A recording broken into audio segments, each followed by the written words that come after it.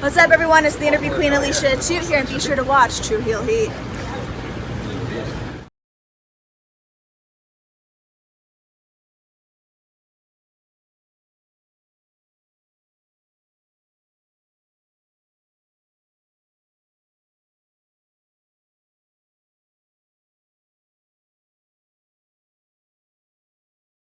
This is Timothy Barr from MLW. Make sure you give a listen to one of the greatest podcasts in the world, True Heel Heat.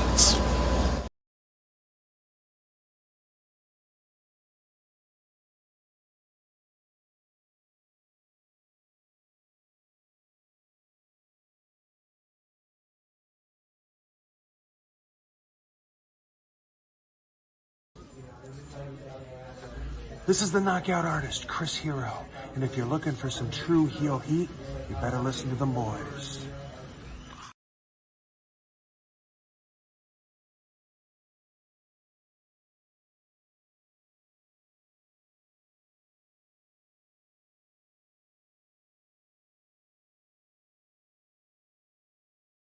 Hey guys, it's Thunder Rosa and welcome to True Heel Heat.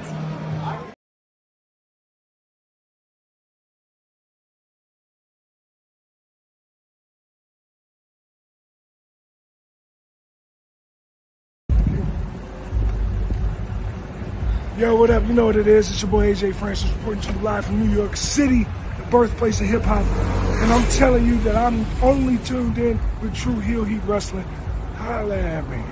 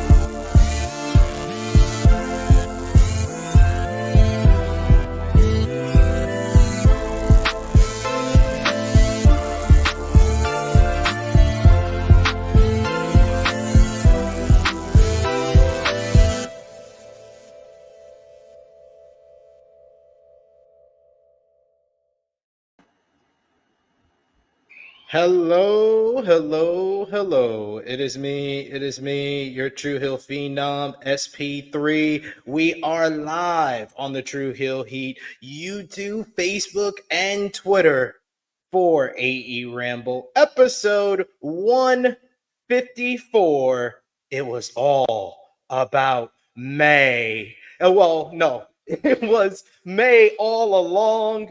We are here to discuss the July 10th, 2024 edition of AEW Dynamite as only we can. And to do that, I am joined by the man of 55,000 subscribers. You go to him for your TV and movie reviews, as well as your honest criticisms of Tony Khan and All Elite Wrestling as per usual. It is Jimmy Macram. Hello, ladies and gentlemen. How are you? Let's turn that up. Is that louder? How's that? Yeah, that's good. That's good. Hello. How are you doing today, Jimmy? We'll see. It's been a very good 16 minutes so far.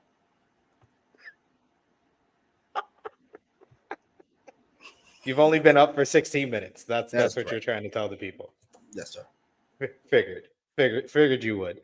But yes, we are here to discuss AEW Dynamite as per usual, Thursday, 1:05 p.m. Eastern Time. The best AEW Dynamite review in the land. So we appreciate y'all for joining us live. We appreciate y'all if you're watching us on demand. remember to show your appreciation back. The simplest way possible is by dropping the thumbs up on this video. You can also share this video with all your wrestling fans, friends, and family on all your favorite social media platforms. If you're new to the True Heel Heat YouTube channel, hit the subscribe button, hit the bell to stay notified for all the great content here. And of course, if you're watching us on Facebook, you could drop a thumbs up, a heart. You could share this video. You could share this video also on Facebook as well. And you can retweet the video if you're watching us on Twitter and drop a heart. But most of all, if you're watching on any of those platforms, sound off in the live chat. We love to interact with all of you guys and hear your thoughts on AEW Dynamite from last night. And the title of the show, Annika, it was May All Along. It was May All Along. Yes. I botched that because I was trying to type out the underscore here at the same time. So it was very confusing for me. But we are here to discuss AEW Dynamite. So sound off with your hot takes, your questions, your thoughts on last night's show. But of course, if you're feeling generous, you want to give back to what we do here, the best way to do that is with a super chat donation. Any dollar amount matters. It goes back to the contributors that you see on screen with us here. And I got 2 kids. I got some mouths to feed, so always appreciate that support. So Jimmy Macram doesn't have mouths to feed other than himself, but he also appreciates the support. Very true. You got to pay him for his mistakes. You got to pay him because he's a little too slow on the draw. Or maybe he did it on purpose. The words and opinions of Jimmy Macram do not necessarily reflect those of True Heel Heat, its viewers, or affiliates.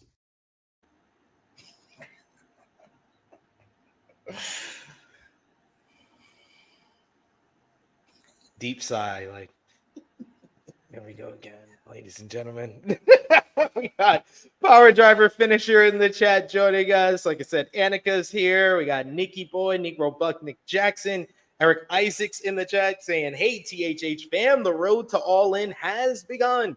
We know what Mariah May's favorite drink now, Bloody Toni. See what you did there. See what you did there. It could mean a couple of different things, though. Frantic World says, what's up, SP3, Jimmy and Chad? Thank you for joining us. We appreciate you. Alexander saying, it's gonna be May.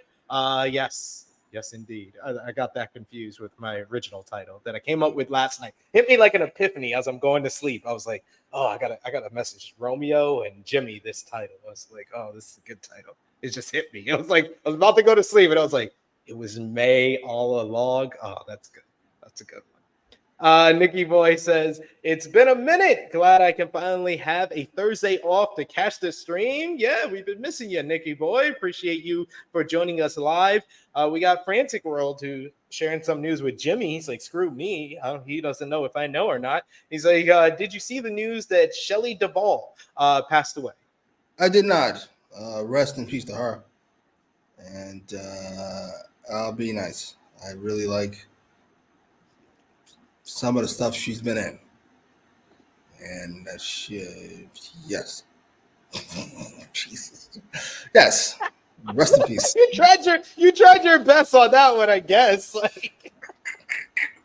I'm sorry. She was a person, and rest in peace. It's very sad. Because she was a person. That's what you're. He doesn't want to specify good person, bad person. Oh, she's a good person, maybe. But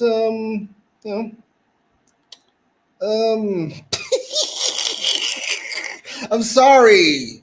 I didn't enjoy her in most of the things she was in. I don't mean to be disrespectful. She wasn't very good. I tend to think that Jimmy is not the type of person that knows how to express, human emotions.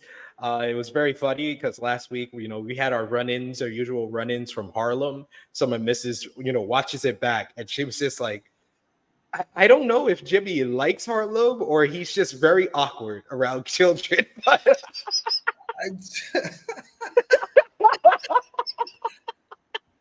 don't. They're kids. I like kids. I like Drake likes kids, but I like kids. But like, he really wanted to say, folks, I like white women, not like Swerve likes white women. You know what it is? You know what bothers me is that I'm never sure to talk to kids like they're an adult or not talk to them at all. Because what I refuse to do is talk to them like other people talk to them. Hey, how are you? It feels very patronizing. Like they're young, not dumb. What are you doing? It's so weird. It's so weird. What, I tend to go back and forth depending on what my kids' moods are. Is how I talk to them. If they're acting normal, I talk to them like a normal person. If they're acting like a kid, I have to talk to them like a kid. I talk to you like an adult. If you can speak English, you can understand English. Please act properly. No babysitters club with Jimmy here. I'm good. I'm good. I can babysit. What do you want to eat? Would you like to eat now? Do you want to go to sleep? That's it. No, it's time to go to bed now because you know what's in. Listen, you can stay up all you want. It's time. You know I can't do what you want. What you want? Don't go on the terrace. Don't swallow that. Put that down. That's about it. Sounds good. Jonathan says, not even 5 minutes into the show. Come on, Jimmy. I'm here to help.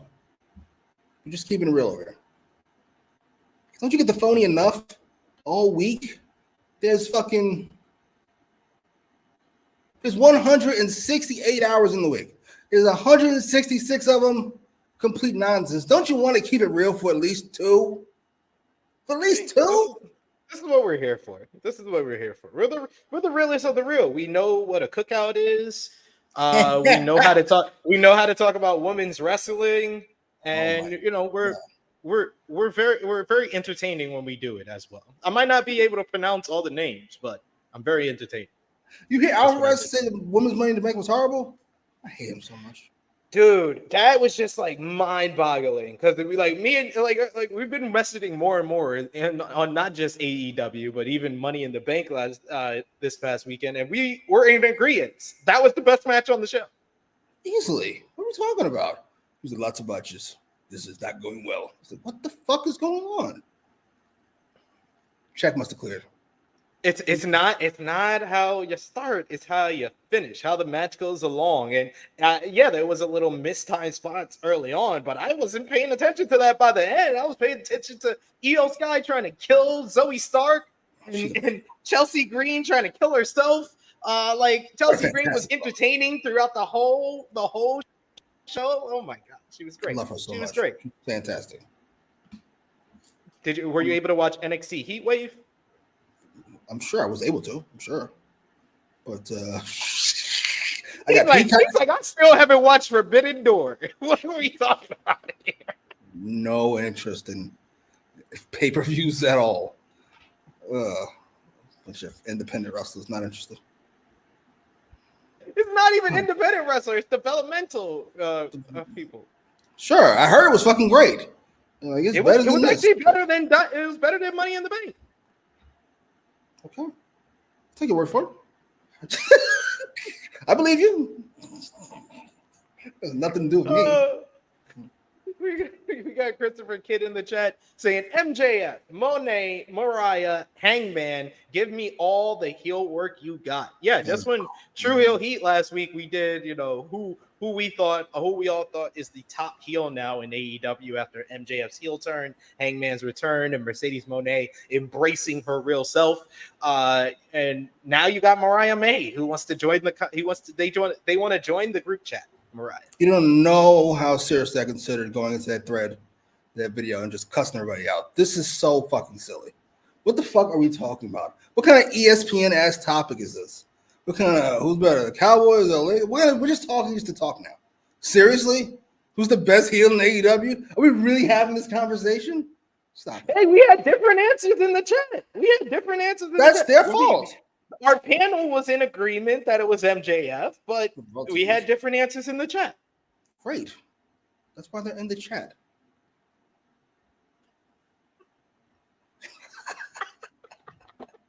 It's so rude. He's one of the rudest people I know. Listen, there's certain things we don't need to discuss. If fucking MJF is not your answer, you should probably stop talking about anything. I don't want to hear your opinions on politics, on sports, on love. I don't want to hear about anything if you can't answer the most simplest fucking question. If you can't spell your own name, I'm not interested in your thoughts.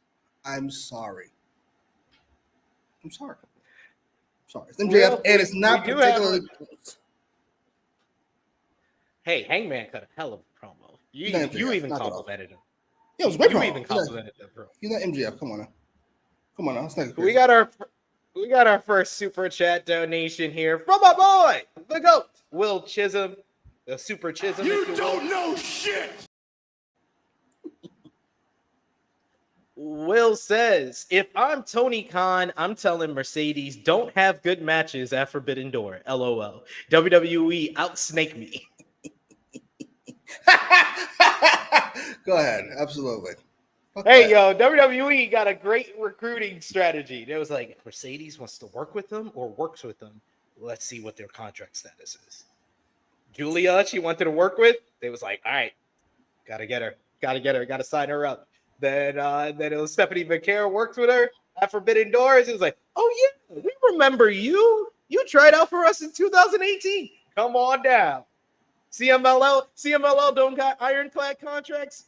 Yo, those contracts is goofy. They're goofy. This is the second time I've seen this from AEW, where they give somebody a big spotlight, and the W says, "Oh, that's pretty good." Dragon Lee's the first one in the main event of a fucking Dynamite. For some reason, without an AEW contract, what the fuck are we doing?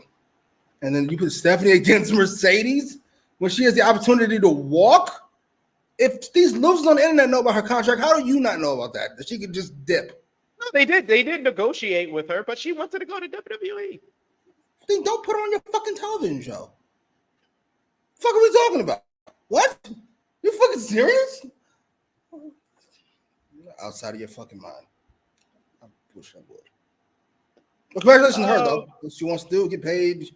Go there. Do what you want. I'm here for it. And fuck them. Just because it's in Mexico doesn't mean they're not a greedy-ass, disgusting-ass corporation. Fuck them. Hey, I always believe in honoring dates, but I'm also wrestlers first. Honoring I wish dates? she would have handled it. Honoring your dates. If you're scheduled for a booking, I think that you should do it. Card subject to change. But I'm also wrestlers first. So get the bag. And it's gonna help people, wrestling fans outside of WWE fans who know of Stephanie McCare, who probably 2 weeks ago were like, Stephanie McCare, who? Now they're like, Stephanie McCare, yeah. So outside of WWE, they're gonna want to watch NXT now because Stephanie McCare is over there. So we got Nikki. What? You cannot help yourself. On Tony Khan, and then I go in on WWE drones, and then I'm the bad guy here. I didn't say you were the bad guy. So you can't help yourself. You can't help yourself. One of us. Pot calling kettle black. You blacker than me. For more ways than one. I agree completely. Now this. Don't insult my blackness. I will not let you do that. I am not Swerve Strickland. Sir. Don't do that.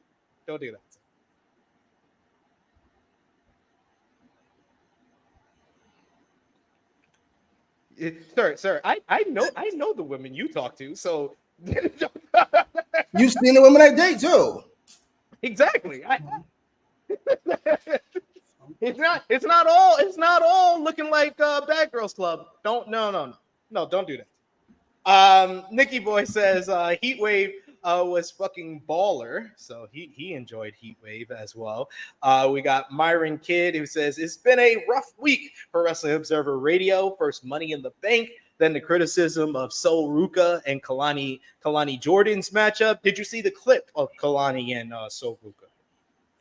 So somebody do like a no. I'm not gonna try to remember. No.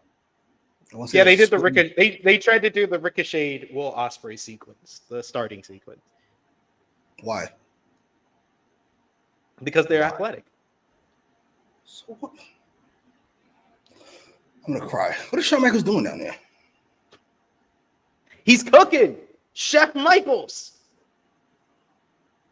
Hey, I just realized that Sean doesn't have me blocked. He has True Hill Heat blocked, but he doesn't have me blocked. I just realized that yesterday when he confirmed the news of Stephanie Vicaire Why did signing he with block y'all WWE. again?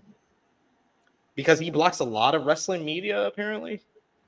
Not mad at it. Unless you all deserve to be blocked. Fair enough. Fair enough. I find sequences like that lead to motherfuckers standing off corny. They almost all of them corny. Almost all of them. Terrible. Sorry. We got also Will Chisholm with another super chat donation. Thank you so much, Will. We appreciate the support as always. You prick!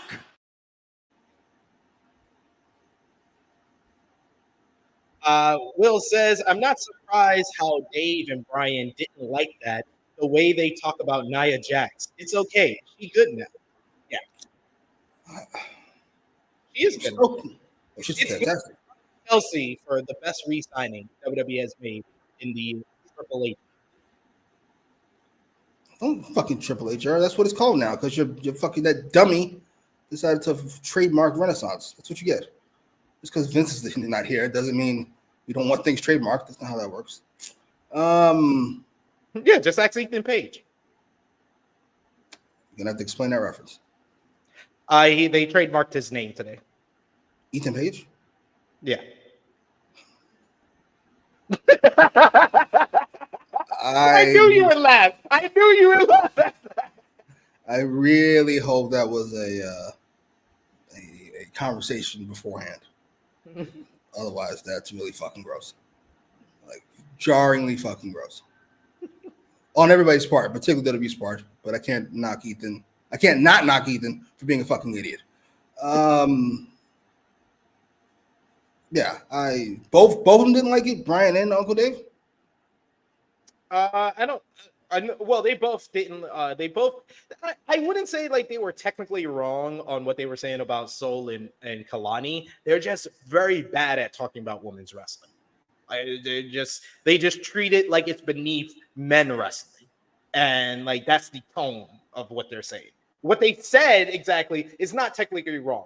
It was very much the opening sequence was very much a gymnastic kind of performance instead of a wrestling match. Like it was one instance where I think it's Kalani tries to leg sweep Sol, and she tries to backflip out of the leg sweep, but she backflips before the leg sweep is actually done. Like she knows the leg sweep's coming, and she does the backflip out of it. That's when I was kind of like I literally messaged the True Hill Heat chat. I was like, am I watching gymnastics or am I watching wrestling? And then as the match came along, it got better when they started actually doing moves, doing dives to the outside, poison ranas and stuff like that. It became a really good matchup that I actually rated pretty highly. But yeah, I wouldn't say they were technically wrong that it was moves for moves' sake at the beginning, but they just have a bad tone of voice when they're talking about anything women's wrestling.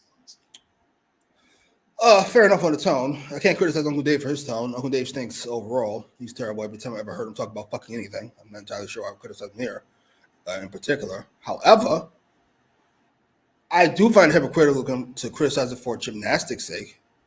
This is a different Dave and Uncle Bryan. I mean, Uncle Dave and Bryan we're talking about. This is like the Observer guys, right? Complaining about gymnastics? Are you fucking serious? What are we doing? What exactly are we doing? On what planet is this? How did they not give this 12 stars? What the fuck are we doing? I thought you guys love this goofy ass shit. Now we don't like it because there's tits involved. What are we doing? Come on, man. Too much bouncing going on here. I'm not here for it. Come on, man. Knock it off. Jonathan Hearn, thank you for the endorsement. He says, we need SP3 and Jimmy to get hired by either AEW or WWE as urban commentators, LOL. Just give us a black spin on the wrestling. They even put it on BET Plus or Zeus app or something. LOL. I seen something on that fucking Zeus app. They couldn't pay me. I don't even know what you're talking about. That's why I laughed. Right? What the fuck kind of coon ass shit is this? Absolutely not. Planet's going to hell in a handbasket. Save us, Kendrick. Oh. We got Alexander with another super chat donation for us. Thank you, Alexander. We appreciate that. But don't push me. That's Tupac. Alexander says, does TK hate us? I have a feeling we're going to get Acclaim versus the Young Bucks at All In. The fact that it wasn't announced for next week's show has me very worried that they're going to drag this shit until fucking All In. Oh my God. Well, not entirely and because it sounds like they missed the boat on the machine guns as well. So. What? Wait a minute. Yes. What? Yes. Where are they going? Well, PWN, not the most reliable source, so I want to preface that. Not the most reliable source. I've never heard of them reporting anything, but they did report on, I believe, Saturday that the Motor City Machine Guns are in talks with WWE. And then Alex Shelley posted on his Instagram that he was finishing up with his independent dates after that. And then Tommaso Ciampa posted a picture of the Machine Guns on Instagram. First of all, I will answer the super chat. I don't hate it. Listen, put all the shit I don't like and Nick Jackson all in one match. I'm good with that. So I never have to fucking just a 20-minute break and I can move on my fucking life. I'm good with that at All In. If I end up watching it, I'm not entirely sure I will. Come on, it's on during the day. Come on, sir. Great. So I have things to do. The other things I could be doing instead of watching gymnastics. Hard pass. As far as machine guns, what are we doing? What is going on here? Are we out of money? What the fuck you paying me for Mercedes all that motherfucking money for? Do what? See? Now look. Hey, that pendulum is swinging. It's swinging back to WWE. WWE's winning the free agency of 2024. This is very much especially if they get the machine guns. Wait a minute. Who's is Osprey, Okada, and Mercedes all 2024? Yeah. I'll say it'll be close. Osprey to me is too big of a fish. He's done too well for me to give it WWE just yet. What the fuck? How do you not sign the machine guns? They're like, I'll take that back a little bit because they did sign Tongaloa, which is like signing was more of a positive for New Japan than it was for WWE. I can't believe he's had like one match in WWE, and he is one of my 5 most hated people in wrestling already. I just every time I see him, I just go, "There's nothing going on upstairs." He's just completely fucking blank, the most bland, uninteresting motherfucker ever. Like, what the fuck? He's not ahead of Matt Jackson, but he is outside of The Rock. He's my least favorite person in WWE. No, I can't say that's disrespectful. The Rock is impossible when he's on camera. When he's in character, he's fucking fantastic. Low is never entertaining, fucking ever. We got Will Chisholm with another super chat donation. Thank you so much, Will. I'm serious. I'm not going to sit back and take this fucking shit.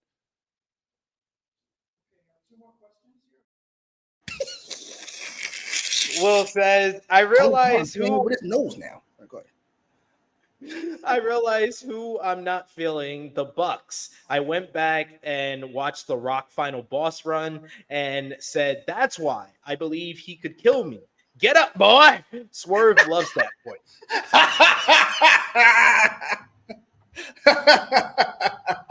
Get up, boy. Look at you, boy. Mama Rose, look at your boy now. That's still to me the best closing angle of 2024. So Mariah and Toni gave it a hell of a shot. What do I want to say? Listen, the Bucks are the Bucks. I've complained about this already. Nobody listens because they've drowned out my Matt Jackson hate. So it just thinks it's all one thing. This is serious. This storyline has no continuity. It has no focus. We don't really know what they want outside of being dicks, which isn't a goal. Being a dick is not a goal. That's why it stinks. NWO has a goal. The Rock has a goal. These niggas don't have goals. What are their goals? Fuck it. I wish they would add some fucking stakes to Blood and Guts. I feel like I'm in an echo chamber because I said the same thing about Anarchy in the Arena, and I said that was the only thing missing from that was actual stakes for that. And then we're doing the same thing for Blood and Guts, and it feels like an arbitrary freaking traditional Survivor Series build from like 2010. Nice throwback. Yeah. It's a shame too, because I scantily remember Blood and Guts, but I remember enjoying all of them at least. Yeah. We got another super chat donation here from our boy Will Chisholm. Thank you so much. He Will wants me to work with pricks constantly. That's what it is. Nevertheless, Will says, it is funny how Stephanie worked Forbidden Door, went out partying with Mercedes and AEW. The next week, she was backstage at Heatwave. I'm liking her more. They called her up. They was like, hey, kind of, we saw your match with Mercedes. Good stuff. How would you like to be at Heatwave? Sign me up. Yep. She's like, I've always wanted to be a WWE superstar. Yeah, what do you want? Just because I don't want to be somewhere else doesn't mean I don't like hanging out with you guys. Yeah, exactly. Good. She was having a good time singing to Backstreet Boys. She was having a good old time. God. Sure. Yeah, I just saw that. What was it? Nick Carter and Aaron Carter fallen idol on like one of these like local UK stations. I think it's like Discovery or something like that. Did not know Nick Carter was that much of a scumbag. Did not know that. Should have known, but did not know that. God damn, that's fucked up. Yeah. He SA'd the blonde chick from Dream. You remember Dream? Bad Boys Dream? Yeah, we just can't be throwing these things around here. What do you mean? Hey, that's what the allegations were in that documentary that I watched. Allegations. Yeah, allegations. I don't know this Dream lady. I don't know Nick Carter either, but exactly. What are we doing? Yes, because I don't just come out and fucking say, this guy. I don't know. Maybe he did. I don't know. Allegedly. Alexander saying that's why he had that bad excuse about his YouTube channel. WWE owns Ethan. Jesus, come on. I mean, half of them. I'm sorry. You got to know the deal, sir. I'm sure he knows the deal. It's not like he had much of a choice. I already tried the other place. It didn't work out. We got Nicky Boy. He says, if AEW really fumbled getting the machine guns, that's going to be one of the biggest L's they've ever taken. I don't know who is this a bigger L for, because I feel like with the machine guns in AEW, they would be like the best tag team in the whole entire company, and they would be AEW World Tag Team Champions. That's their ceiling for AEW. Their ceiling for WWE, I'll be quite honest, I think it's a couple of month run as NXT Tag Team Champions and then putting over all the young tag teams on NXT, which, I mean, in a couple of months, both of their ratings are going to be watched by probably more people on NXT than AEW. Who knows? But I don't know. I feel like they would deserve to be on the main roster with their resume and the type of tag team that they are, but I don't see that. Oh, I disagree on that. I think they get a run on the main roster. In fact, I'm relatively positive about that. Does anybody in the chat want to gamble? I've been jonesing. I've been locked out of my sports draft account, my DraftKings Sportsbook account. Hey, take the bet, because I should have took the bet last week about Braun Breaker not winning the Intercontinental Championship. First of all, that wasn't the bet. Second, first of all, you were very confident. You said that you were very confident he's going to win the Intercontinental Championship. I said he was going to win. He was going to lose by DQ. See this? But I was also wrong. I'm not saying I was right, but your bet was he was going to win the Intercontinental Championship. See this? I want you guys to know from now on. See, this is how you get in trouble. People only see the guy retaliate, and they don't see the guy that started. So from here on out, when I won't shut the fuck up about what I got right, I want you to remember this particular moment and realize I did not start this. It's not on me. It's like CM Punk got in trouble on Raw because they saw the fucking retaliation. They didn't see what the fuck they did in Chicago on Wednesday. I did, though. And he did. So I want you guys to know. What did they do in Chicago? Matt Jackson entered that ring and he did his fucking victory lap, which he hasn't done since he's been in that fucking goofy ass suit. Okay. You might not have saw it. I saw it. Punk saw it. We like Kendrick. We don't miss shit. You can't fool. What's that fucking the reason? What was the reason he's made several other AEW What's that Cole and Benny song? Fucking Johnny P's Caddy. Just like Johnny P's Caddy. Just like First Person Shooter. You all didn't hear it, but I heard it. Kendrick hear everything. I hear everything. Punk see everything. Let him know.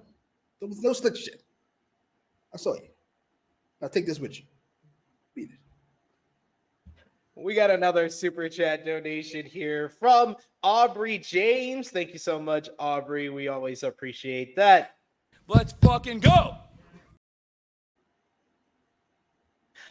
We got Aubrey who says the women should be in the main event of All In, Toni versus Mariah. What do you think, Jimmy? I think they already have, like, right now, the setup for two of the biggest women's matches ever in AEW history. I'm not against it. I'm not against that idea. I gotta see the rest of the build. Right now, you put a gun to my head. I gotta see what MJF does. If MJF is against Garcia, which is looking more and more likely at this point, then you know what? Yes, main event. If it's him and Osprey, I can't justify that. I can't justify them not main eventing. Sorry. Over Swerve and Bryan? Yes. Is Dragon gonna win? We don't. I'm asking you in your head. Dragon gonna win. I don't see why you would, like, with the work that Hangman is doing as a heel, I don't see why you would pass up one of your biggest rivalries ever as the World Championship matchup. If not, that Bryan is probably going to win. The work Heyman's doing as a heel, he did one thing. Well, twice. Two things. What the fuck? He did two things. I'm not even knocking it. But he did two things. I got to fucking trust him. I got to change my plans for him. Yep. We got Nicky Boy. He says, how do you botch a fucking low blow? I don't know. Ex Tongaloa. To be fair, he did smack the shit out of his head on that announce table. He did punch. Then he punched his brother in the head. Yeah, like he did. Like my first thought was, "Oh shit, is he okay?" Did I just watch somebody die on fucking TV? Because that's wild. And then he did look fucked up after that. So I'm giving pass for that. He's probably seeing 3 fucking Kevin Owenses. He's like, which nuts do I hit? This one?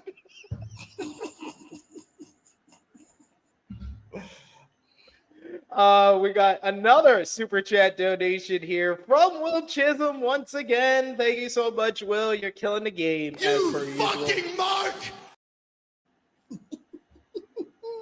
Will says that would be funny how Julia, Stephanie, and maybe Jordan Grace could be NXT Big 3, but Julia looked like the one who say, F the Big 3, it's just Big Me, and that's a shoot.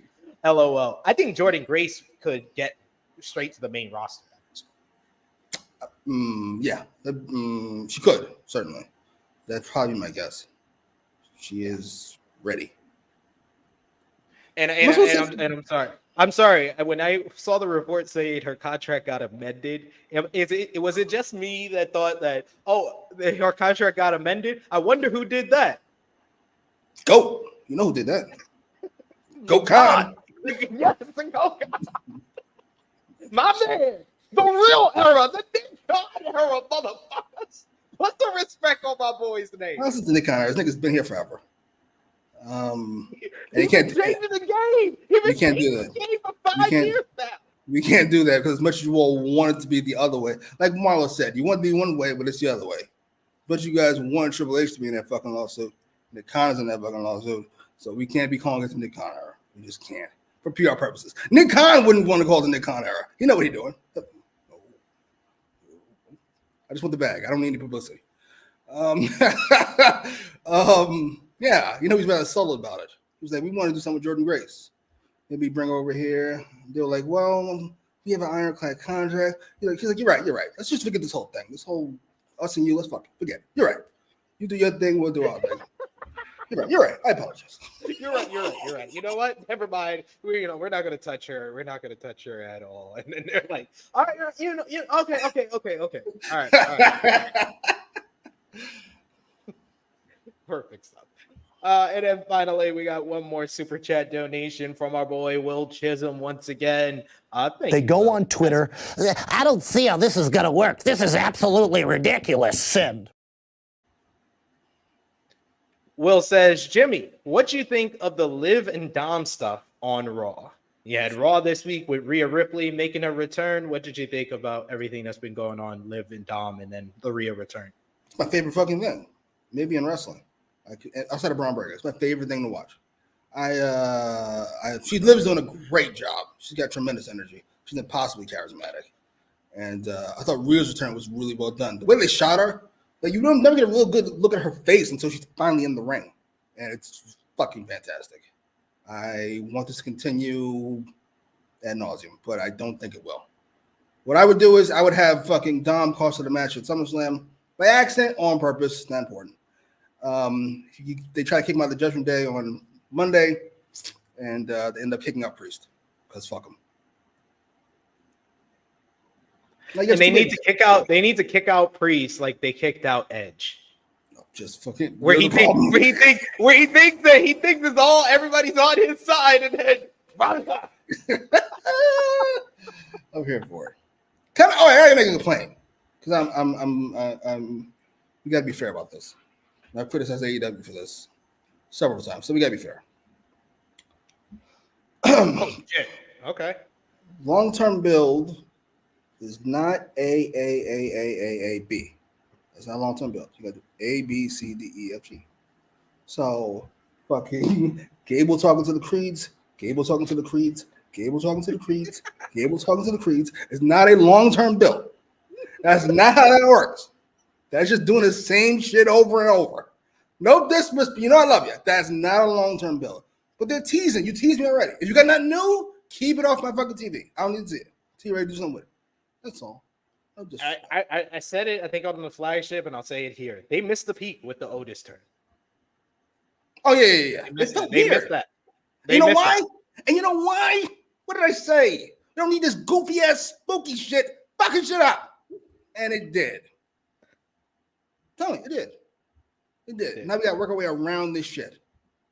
And you can't do it. That's another thing. You can't do it. He's hesitant to pull the trigger because eventually these spooky niggas got to get in the ring and have a match. And we don't know what the fuck to do with that. Oh, I'm so annoyed. We don't need this. I love Bray Wyatt too. He's not here.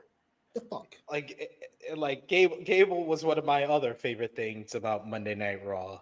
And then it's like slowly but surely they are not putting it at the same level. Ever since he got re-signed, it was like, we only did that to get you re-signed, nigga. Now you stuck. But let's get into last night's AEW Dynamite from Calgary, Alberta, Canada. What did you think about the last night's crowd in the Saddledome? They suck. Canada stinks. They sucked on Raw and they sucked on Dynamite. What else you got? Toronto and Montreal are good, but it seems like everywhere else is not so good in Canada right now. Or they only care about the wrestling. The show kicked off with a recap of MJF's heel turn, as well as his promo explaining his actions on Daniel Garcia on this past week's Collision. Garcia won't make it to All In and might not ever wrestle again, according to MJF, and he blames the fans for choosing people like Swerve and Will Osprey, and how the only way AEW can be saved is with MJF on top, and the fans can thank him later. Once the video wraps up, we go to the arena where the AEW International Champion Will Osprey is here. He makes his way to the ring and he sits down in the corner, a similar fashion to what MJF did when he tombstoned Daniel Garcia last week, and that was on purpose. Osprey says that he was disgusted after MJF's actions last week, but he's not surprised, as the rumors of MJF being one of the most insecure men in wrestling is true. Daniel Garcia is at home right now, and he's still at home and with no feeling in his arm. and whether he'll return to wrestling is up in the air. MJF talks about his ADD, but he's like, bruv, I got ADHD, and it's not an excuse to be a little prick. Osprey knows MJF doesn't like him because of a few things. Because the bidding war of 2024 didn't go his way, as Tony Khan would rather spend money on guys who elevate AEW, not bury it. He says that he is a part of the lifeblood. He represents what AEW was built on. And he says, too, MJF calls him a talentless hack, but said that he has more talent in his left nut than MJF does in his entire body. Osprey also reminds people of the identity of what AEW was meant to be, the foundation of this place. And he says MJF has a tattoo on his leg that should say all about myself and not bet on myself, as he's a selfish little prick. Osprey welcomes the best version of MJF, which is, some people call him their scumbag, but that's just who he is at heart. That's the MJF he's been talking about for years. That level of the devil he's always talking about, Osprey says that he's been on that level for ages, and now he's a damn skyscraper above him. Osprey called out MJF to the ring. His music hits. Nigel McGuinness tells the commentary team that Will Osprey knows MJF isn't here tonight, but he did not mention that when MJF did the same thing to Osprey on Collision. Love Nigel always. Hearing Nigel's voice was a big plus to this show overall for me. Then we finally, after his music is cut, we see MJF pop up on the Contron, and he's sipping some wine. MJF said that those people don't deserve the privilege of him showing up tonight. MJF brought up the top guys who have fallen beneath his feet. Osprey is just the flavor of the month, while he's the flavor of the millennium.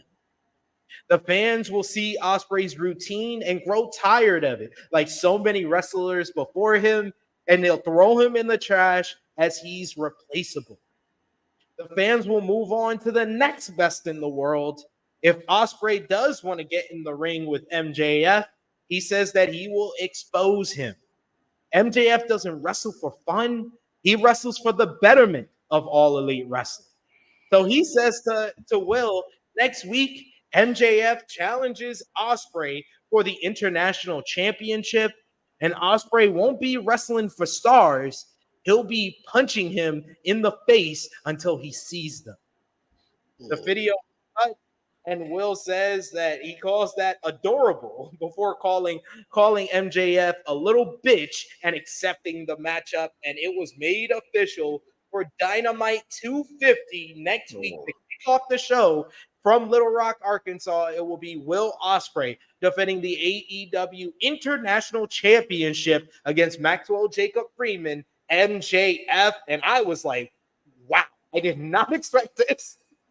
I did not see this coming. I know Andrew Zarian of the Matman podcast and Wrestling Observer did report this past week that they would be a pay-per-view level main event. I think we talked about it last week as well, but I didn't expect it to be this. I was like the biggest match in the company? No. Feels like the biggest match in the company, and it feels like that should be at All In. But I also was reminded this week that this has become like a theme with MJF of having his big matches on TV first to set up the pay-per-view. He did this with, of course, Punk in Chicago before Revolution and their dog collar matchup. He did this before All In last year with Adam Cole, where they went to the time limit draw before they faced in the main event of All In. And he did this with Samoa Joe, facing him at Grand Slam before facing him at World's End, where he dropped the title. So it's not out the realm of possibility that they will do MJF Osprey 2 at All In, but it's just like, I was not surprised by the Dave Meltzer report this morning that, AEW still haven't signed that media rights deal. So they're trying to knock these next couple of weeks out the park to confirm what type of dates, what the details of the media rights deal are going to be here, and trying to raise their money as much as possible. But Jimmy, what did you think about this opening segment here? Wait, did Uncle Dave report that? Yes. So maybe it's not true. If it's true, Yes. that's impossibly stupid. We're way too late, sir. This should have been moved however many months ago. That's how you do it. Not now. You don't bring Becky Lynch on the fucking day before. What are you, a fucking dope? Oh, yes.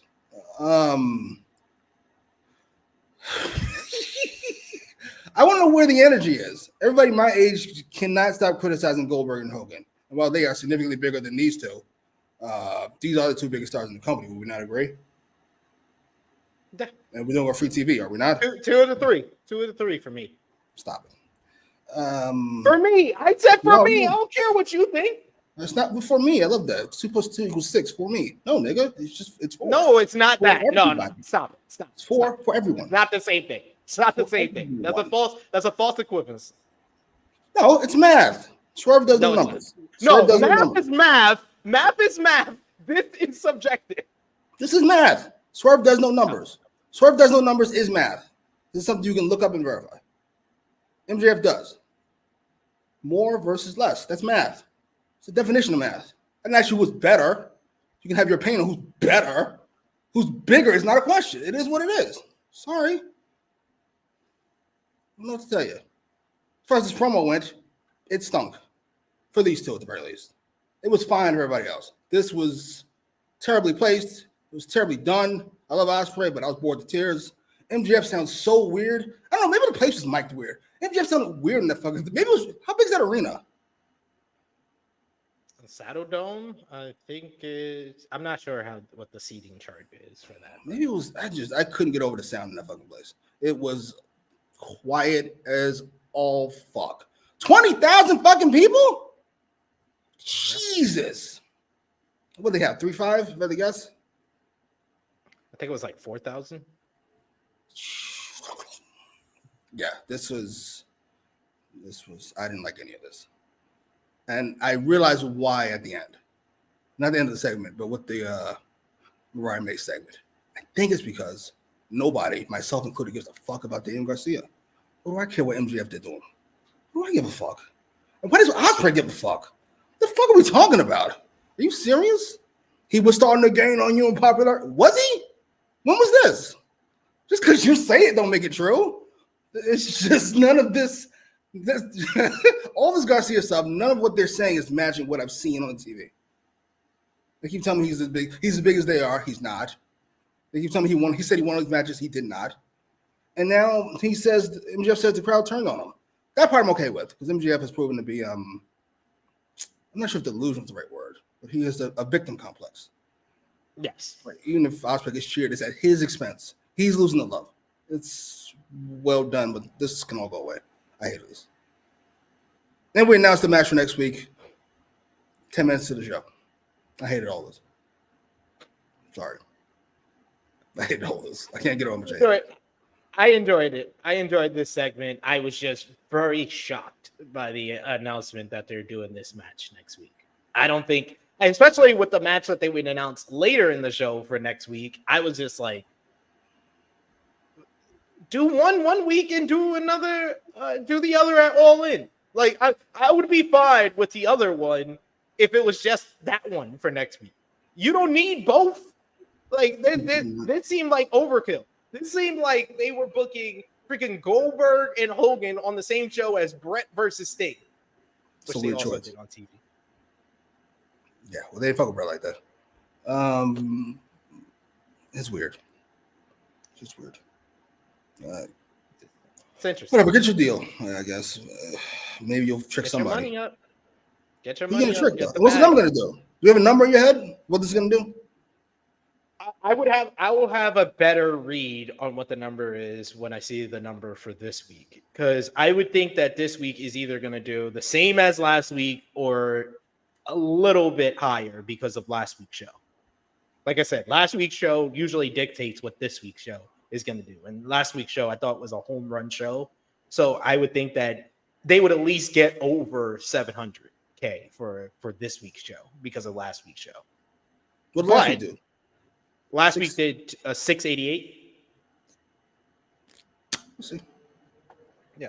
So if it just does 688 or even lower, then I'm gonna be like, okay, they'll be back at 680 next week.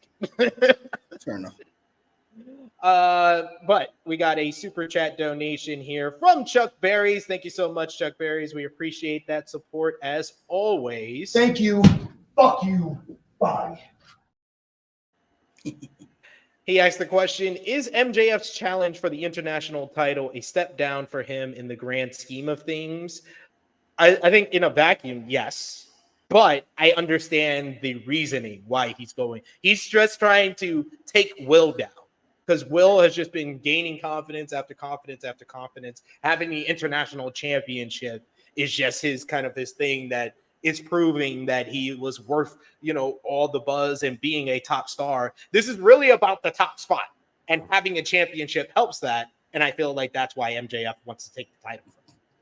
I love how you've added all this lore to it that we didn't get. What we got was he's jealous. Your explanation makes significantly more sense, and I'd be more interested. But he didn't say any of that, so no, you don't get credit for it. Is it a step down? Fucking yes. Hey, I should get credit for it.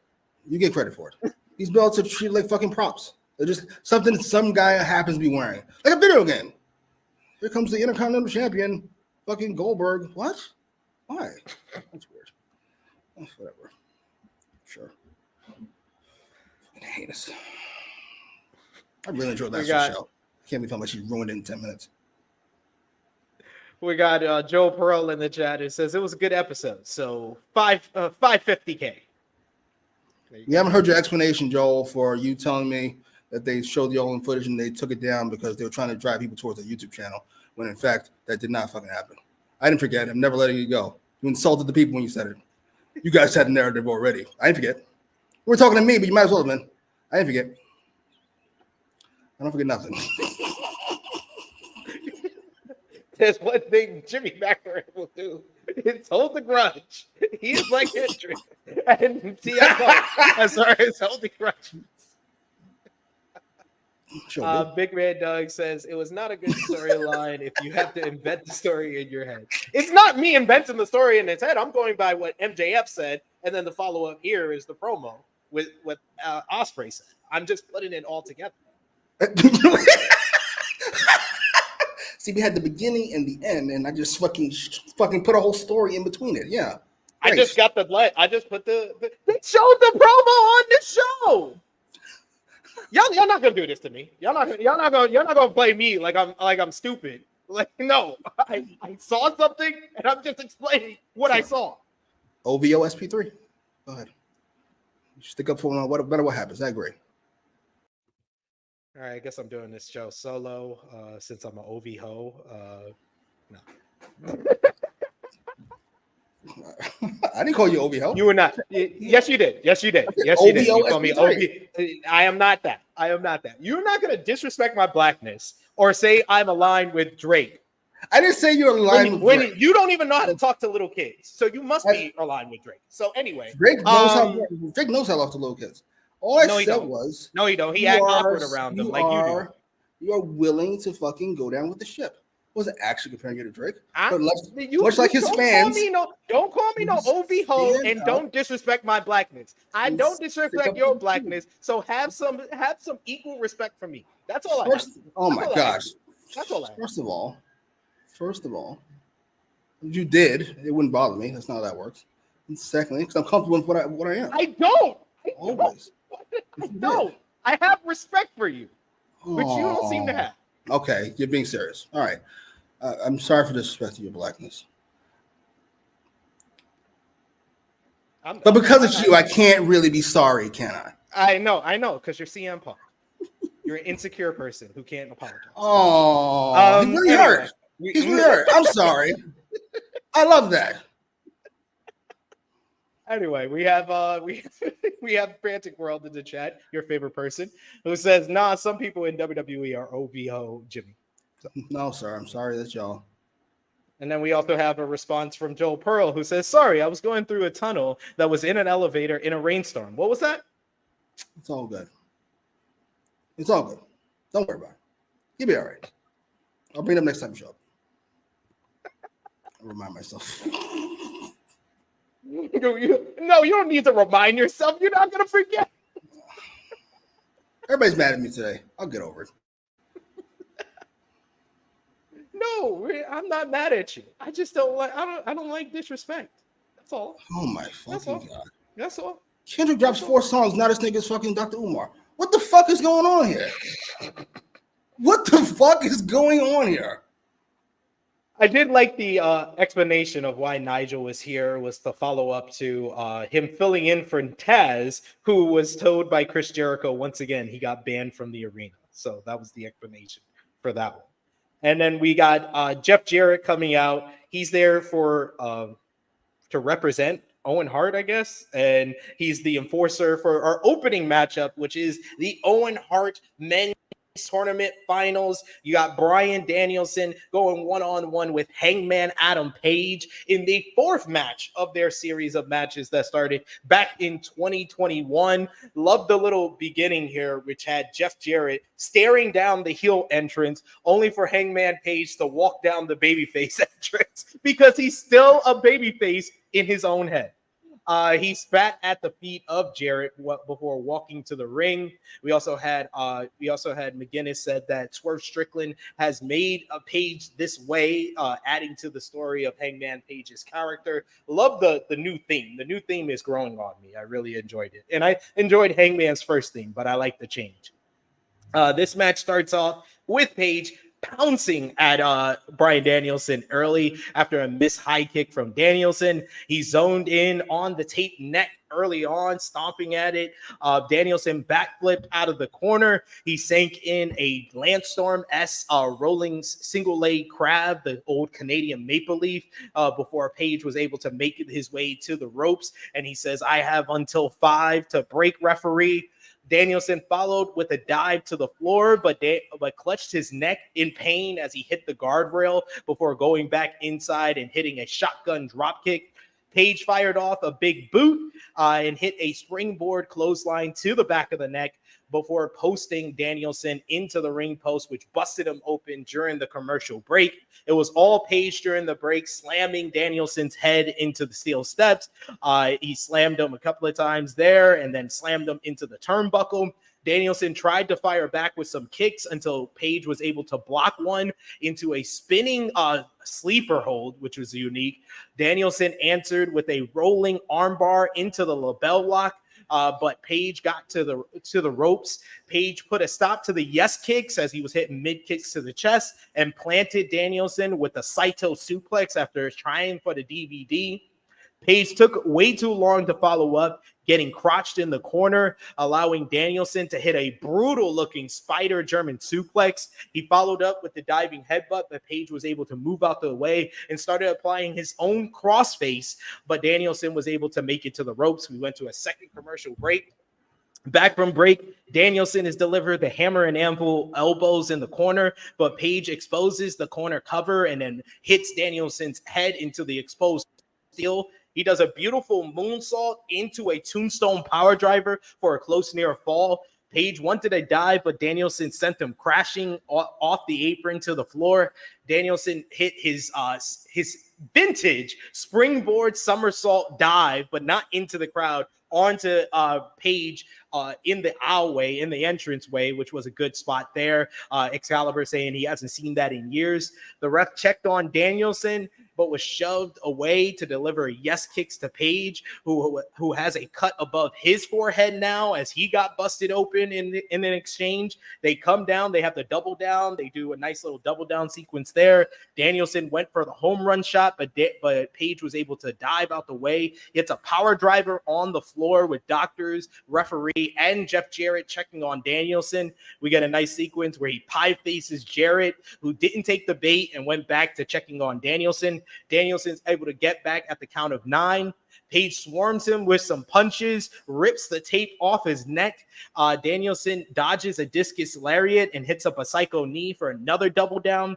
We get a big slugfest with a German suplex attempt with both men landing on their feet until Paul Turner eats a psycho knee and he's all the way out of the ring. This leads to Page ripping off his belt and start whipping Danielson until Jeff Jarrett comes in to stop this as he puts the belt around Danielson's neck. And Jarrett, it reveals that he has a referee shirt under his outlaw shirt. This leads to Danielson getting a schoolboy for a near fall. Page escapes the label lock and hits a dead eye for another close near fall. We get a buckshot lariat and then to the back of the neck, and then a proper one, which is countered into a roll-up by Danielson. Danielson's able to get the label lock in, but Page fights his way out of it. Page applies a crossface of his own, but then Danielson is able to roll through just as it looked like he was unconscious in the crossface as Jarrett lifts his arm, but he gets his arm up, and then all of a sudden he gets a flash pin combination. 1, 2, 3. Bryan Danielson is the winner of this year's Owen Hart Cup men's tournament, and Hangman Adam Page is totally shocked and pissed. He leaves the ring as Jeff Jarrett meets up with Dr. Martha Hart in the entranceway where they get the cup as well as the Owen Hart Tournament Championship. Danielson is very happy, even though he's in a great amount of pain, holding on to his arm and his neck, bleeding, still bleeding, like a bleeding bucket so far. And then Dr. Martha Hart gets into the ring. She says that it's great to be back in the Saddle Dome in Owen Hart's hometown. She says it's with great pleasure. She awards the cup and the title to Bryan Danielson, and she says that they will see him at Wembley Stadium for his AEW world title shot. McGuinness said that's not his champion, while Swerve Strickland and Prince Nana come down to the ring as Danielson is still celebrating his victory here. A tremendous opening matchup here. Bryan Danielson and Hangman Adam Page have had 3 instant classics in AEW, and I think this was one of the best TV matches of the year. Both men delivered, especially in the second and third gear of this matchup, and it is official. Bryan Danielson will challenge Swerve Strickland for the AEW world title in the main event of Wembley Stadium Sunday, August 25th at All In. What did you think about Bryan versus Hangman here?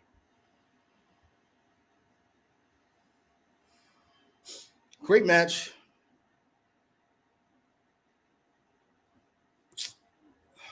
I'm trying to be nice. I do love Dragon. Great match. I didn't really love it to the first 2, in my opinion. Those are 2 of my favorite matches ever. I don't know what the first match does to me. I think it's Hangman doing jumping jacks while his face is bloody. That might sell it for me. I think about it. But yeah, it was a really good match, especially with all the commercial breaks. I don't know. Can we be honest about Dragon? I love Dragon. Can we be honest about Dragon? Best wrestler ever in the ring. Argue with somebody else. I'm not interested. But he is just getting up there in age and wear and tear on his body. Has he lost a step?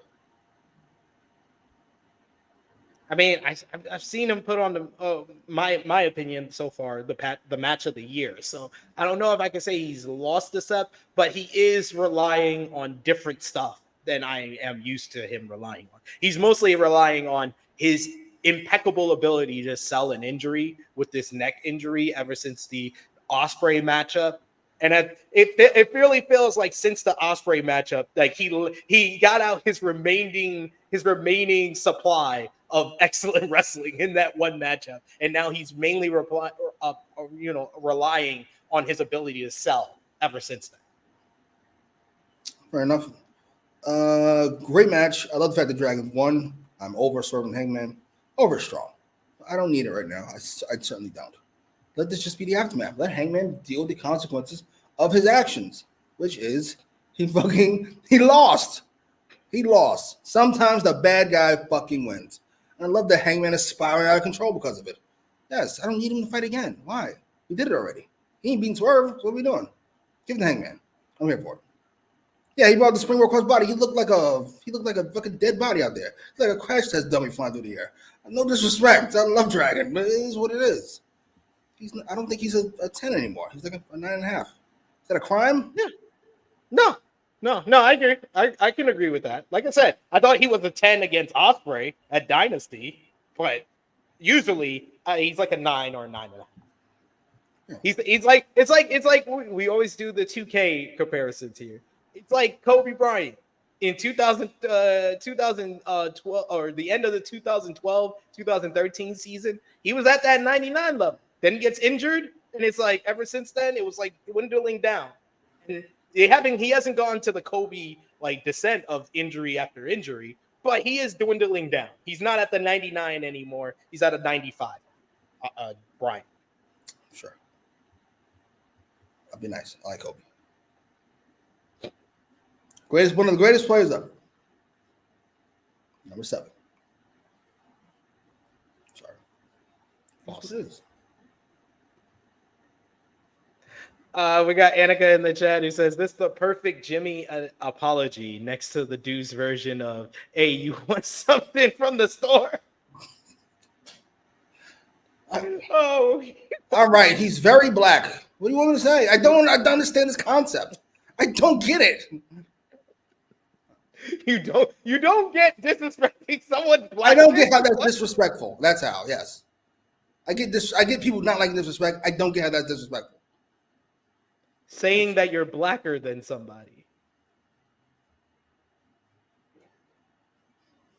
Okay. You know what? Hey, You know what? That's a fair enough. I apologize. That's fair enough point. Fair enough. I apologize. I'm gonna cut my Big Man Dog says, I like Hangman's new presentation, but in the back of my head, I thought he's gonna get sucked into the Bucks black hole like Okada, isn't he? Yes. Certainly. I can see that. Hope you enjoyed the way you can. It's over in about 2 weeks. Alex Powell says Bryan Danielson and Osprey are 1A, 1B for Wrestler of the Year for him. So, okay. We got Power Driver Finisher says nice match. We also got Chuck Berries with a super chat donation. Thank you so much, Chuck Berries. As always, delivering the rock to Will Chisholm, Stone Cold Steve Austin, and we appreciate you for that one. So we got here. I'm hurt and I'm old and I'm fucking tired and I work with fucking children.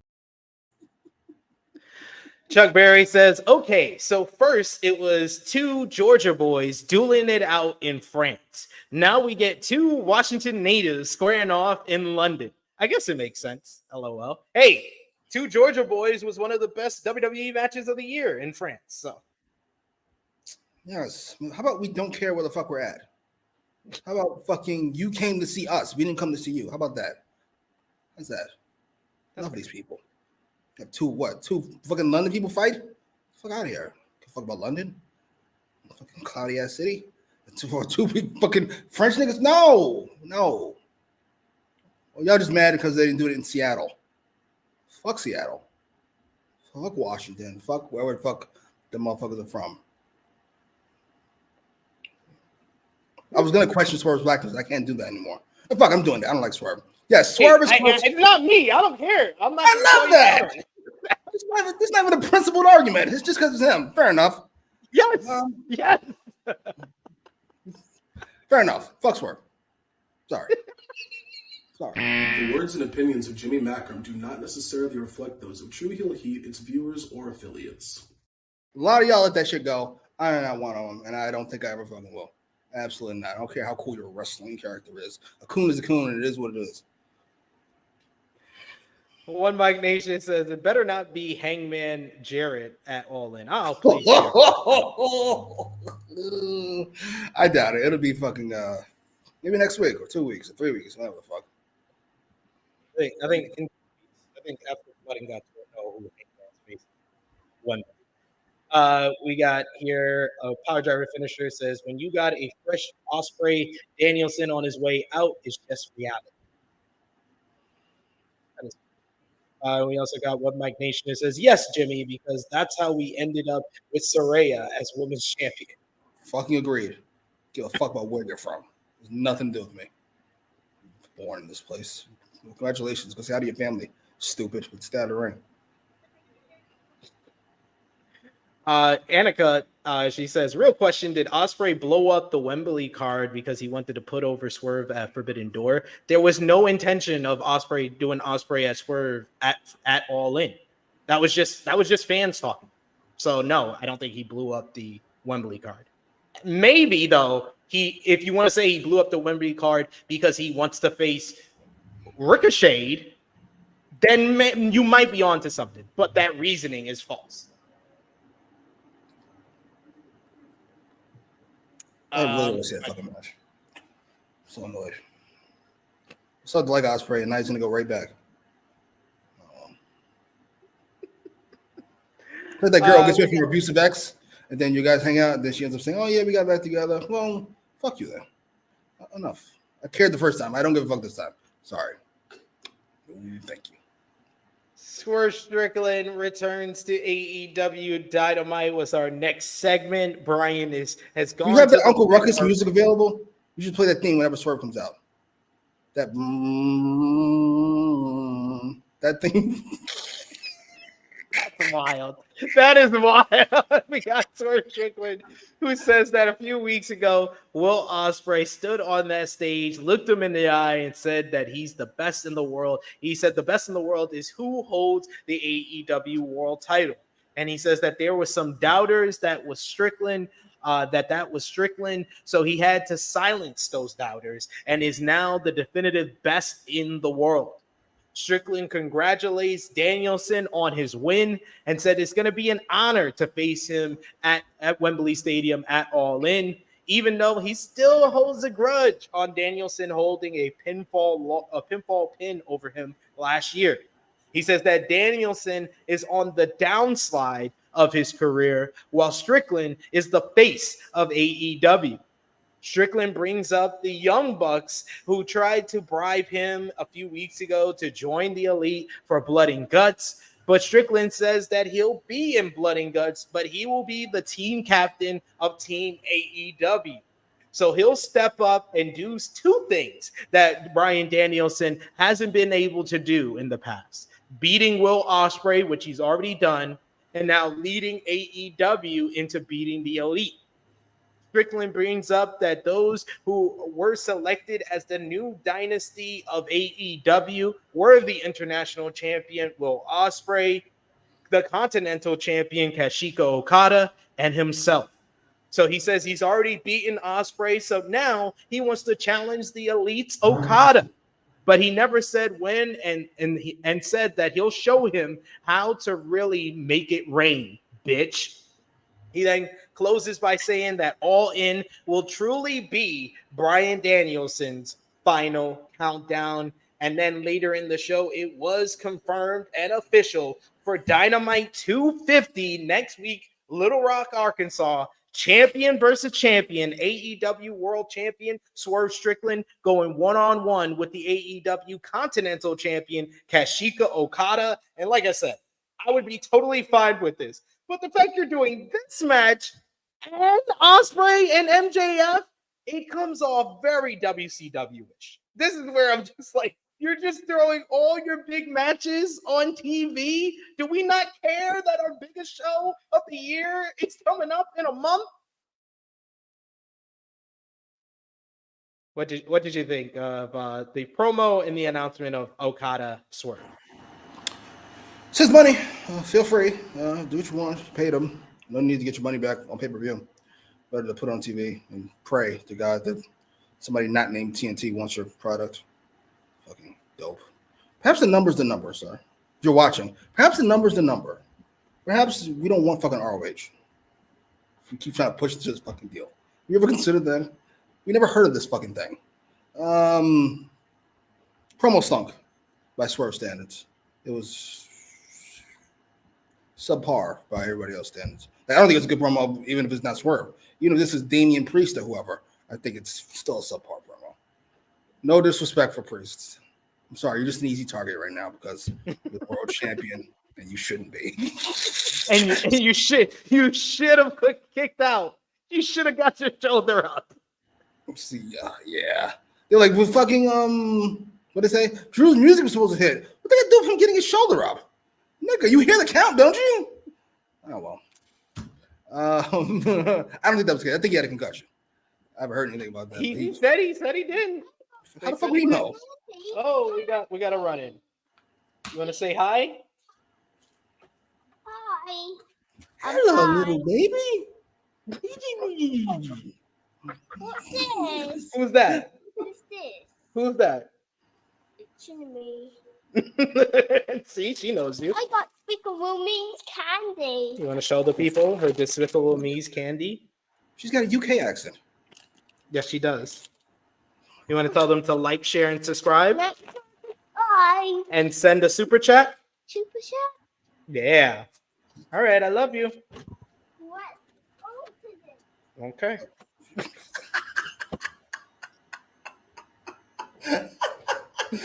Only time a girl cannot respond and to be okay, I guess. Wild. Yeah, I don't dislike. Well, that's not true. I don't like Swerve, but yeah, this stunk. It just did. Sorry. He had nothing. He had nothing really to say. Or at least not well. The silent crowd. I thought it was rough by Swerve Sanders, but otherwise it was fine. He had to kind of like go through a checklist of everything. Like, okay, I have to respond to Bryan winning, but it just felt like to me it was like, man, he wanted Hangman to win too. Like I wanted Hangman to win. I think that he could have sunk his teeth into this a little bit more if it didn't feel like he really wanted this. No, that's not my concern. You're the champion. You're supposed to be the centerpiece of the promotion. Supposed to make it happen. I'd swap these promos. Swerve should open the show. Therefore, he can hype the Hangman Dragon match, which is about to fucking happen. And more importantly, we're not talking about a match for next week, 10 minutes to the show. I'm here to help. We get Annika in the chat. He says, it's nice that they wanted to give Swerve promo time alone, but I was expecting a Swerve Danielson face-to-face here. I was expecting him to at least like have the shot of him going face-to-face, and then Dragon can leave. But they cut the camera or went to commercial when he's making his entrance, so we weren't even able to get that. Yeah, I was like, oh, he's here alone? And we came back, I was like, this is weird. Gotta be honest. I think the Triple H comparison is more and more apt every day. Not only is he number 3, but it's not his promo ability. It's the character that's brilliant. No disrespect to either one of them. It's just like he needs somebody to be playing off of. That is true. I'll give you that. We do have another super chat donation and a huge one from Will Chisholm. Thank you, Will. Damn. We appreciate that. Man, you're the best. You're the best. Weapon in hand, too. And Blackpool Combat Club, they better wear out Kenny as long as they can. Because Hangman's going to come out here. Steve Austin. Absolutely. Will with the super chat donation. He says, I wonder how the white True Hill Heat fans feel about how the Swerve talks go. We like him and his dance. That's the problem. And he doesn't like dark-skinned black women. Him and Drake are good Seth. What? See? I'm glad you said. I'm glad you said. I did let that go. I haven't let it go. It's a wild thing to say, even on record. What is this? 2001? 2024. You get on record and say that? With a smile on his face too. Then unprompted, he posted it on social media. I never would have saw it. Who the fuck's gonna listen to Swerve song? But then he puts it on social media. Like, come on, man. Then never say anything about it again. Then talk about not like us. Nigga, you are the not like. The fuck are you talking about? Black and ugly. You can't even rap. You're D-list stank ass rapper. What the fuck are we talking about? You can stick to the ring. I don't want to hear your fucking raps. I don't want to see you hanging out with D-list celebrities. I don't want to see you fucking taking belts and stupid Instagram pictures. I don't want to see you do shit. Except get in the ring, have a good match, shut the fuck up. I'm sorry. Just because you're the blackest nigga there doesn't mean you're fucking part of the crew. Shut up. Knock it all the way off. No disrespect, Will. Washington. Because he's a clone. The words and opinions of Jimmy Macram do not necessarily reflect those of True Heel Heat, its viewers, or affiliates. Sorry. And no, this isn't sorry. That's how you really feel. It's not a preference thing. Really you prefer what you prefer. That's fine. Black and ugly can't fly either way. Now, somebody can be black and ugly, but we shouldn't be equating black and ugly. That's not how that fucking works. Absolutely not. Come on. What are we doing? That's fair. We got in the chat here, got Annika telling you to shut up. And then we also, then she turns around and is like, hey, Harlem Heat. I was trying to be nice. talking to kids now. Now you're just patronizing them. You're patronizing them like you said you don't do. See, I can't win today. Victim of tribalism. We got I don't know how to pronounce your screen name, but they said that hello, I'm from Japan. Welcome. We got Japan in the chat. Let's go. How the hell are you? And I don't know if you want to pronounce this. I'm really bad at pronouncing Japanese names. Just check out Kurumataki. All right, I'll take it. Kurumataki says, "Nice to meet you. Nice to meet you as well. Welcome to the channel. Hit the subscribe button." They say, Kurumataki says, "I like AEW. Thank you." You're welcome. You're welcome. We thank you for showing up here in the chat. Eric in the chat, another new face that we see in the chat, says best heel turn last night. It's in the discussion. It is. We're going to ask that question. Who had the better heel turn from the last 2 weeks at the end of the show here? We got Alex Powell who says, Jimmy's rant on Swerve remind me of my thoughts in Alberto Rio. Is he a piece of shit? Yes, he is. Jesus. Yeah, fair enough. I just didn't like because it's boring. No, he was actually had a lawsuit against him for kidnapping his significant other. Yeah. So yeah. And I've interviewed Alberto de Rio, so I have the right to say that. So. You can't kidnap your significant other. I can't explain it all to you right now, but kidnap is the word thing. The word kid. The word kid. It's in the statement. That is one of the best lines in Atlanta history. But kidnapping is not funny. I apologize. I don't know how women deal with men on a regular basis. Or why you ever would. I don't mean that in a girl power thing. I just be like, you ever have a girl yell at you and be like, yo, if I wanted to crush this bitch's head right now, I could. What the fuck is wrong with you? The words and opinions of Jimmy Macram do not necessarily reflect those of True Heel Heat, its viewers, or affiliates. You never have these intrinsic thoughts in your head? Intrusive thoughts, rather? No, I do not, sir. She's in there yelling at you, get your face. You're like, she's 5'3", 100 pounds. I could throw out this fucking window right now if I wanted to. And what could she even do? Why are you speaking to me like we're equals? The words and opinions of Jimmy Macram do not necessarily reflect those of True Heel Heat, its viewers, or affiliates. A cartoon, you could lift above your head and spin it around like this. What could she even do? Stop yelling at me. You're not my mom.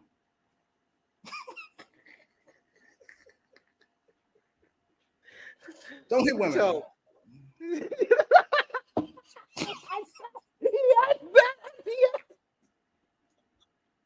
yes, I'm moving on, Annika. Don't worry.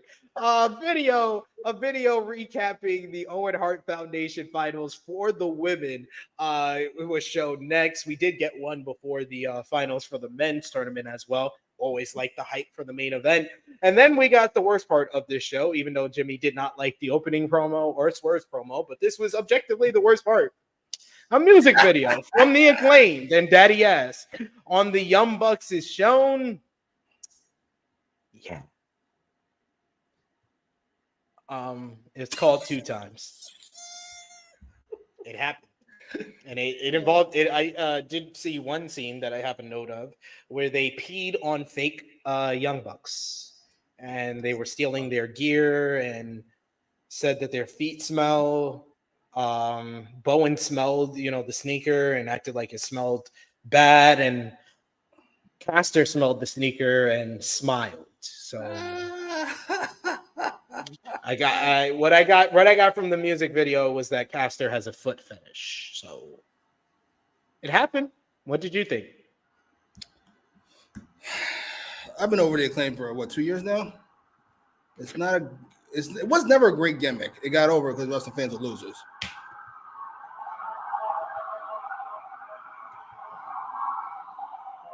See, this is the YouTube police coming for this nigga. This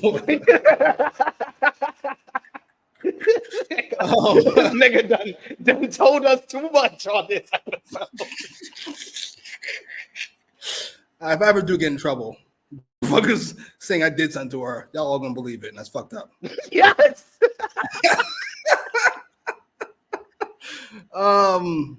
This stunk. I'm sorry. It's always stunk. It stunk for a while. Max Cash doesn't appear to be a good person, or at least a nice person, or a self-aware person. Probably the best part of it. But yeah, hey, you do what you got. You do what you do to keep your job, and he keeps his job through being this guy. If we just get down to the wrestling, he's fucked, ain't he? He never want this shit to end. Sorry. Bones would be fine. Bones is great. The other one, not too much. Yeah, Bowens is good. I like Bowens. I'll always be a fan of Bowens. Got to meet him when he was on the independent scene here in New York, or in New York. So, but Caster, man, I don't know. Yes, Mansoor did have a battle rap against him after he said they don't want him in AEW ROH. So that's wild. B-Rad G from Saudi Arabia beat him in a battle rap. Says he's about Shelton Benjamin, which is wild. He's really concerned about his spot, apparently. He probably He's very insecure. He also should be. One Mike Nation says the Acclaimed one is like Fandango. Their chant of scissor me, daddy ass for them is over. So, yes. Yeah. Yeah, it is. Fuck him.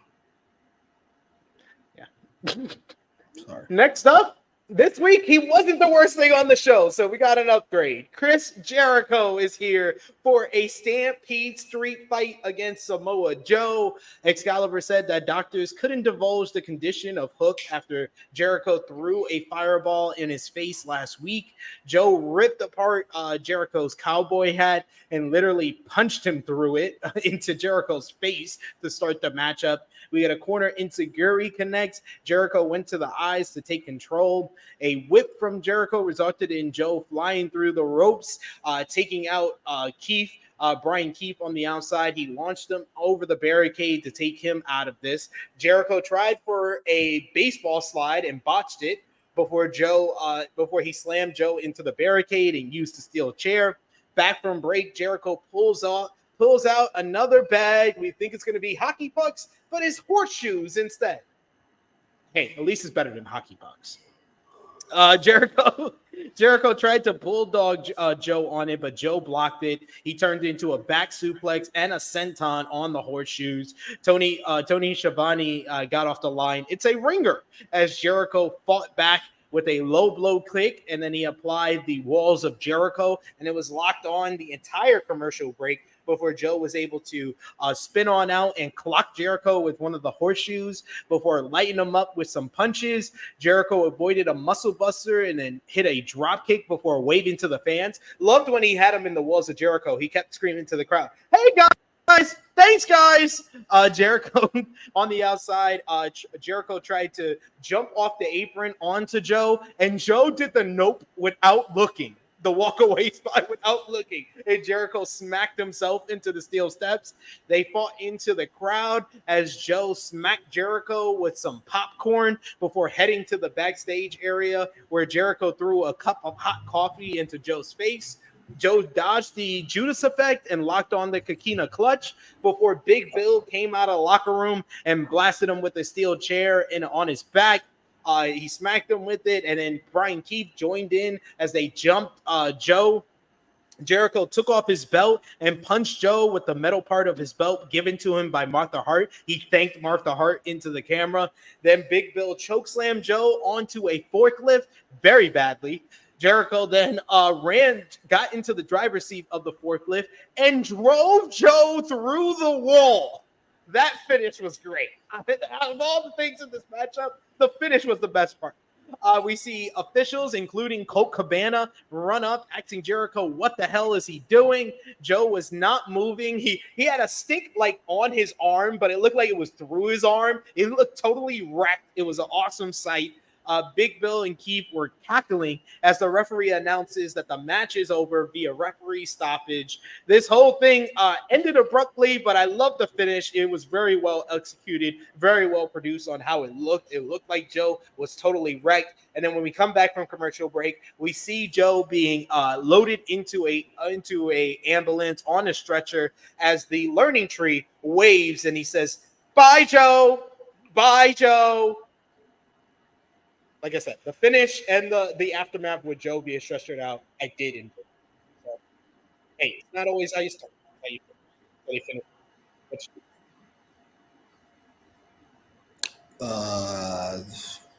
This kind of stunk, obviously.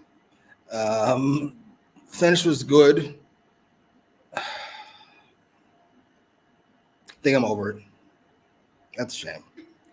Sorry. It was a nice fun month, or however long it's been, month and a half of me enjoying Chris Jericho. But yeah, I'm kind of over it. I'm sorry. He's wrestling too much. That's the problem. Yeah. The finish with going through the calling it a wall feels disrespectful.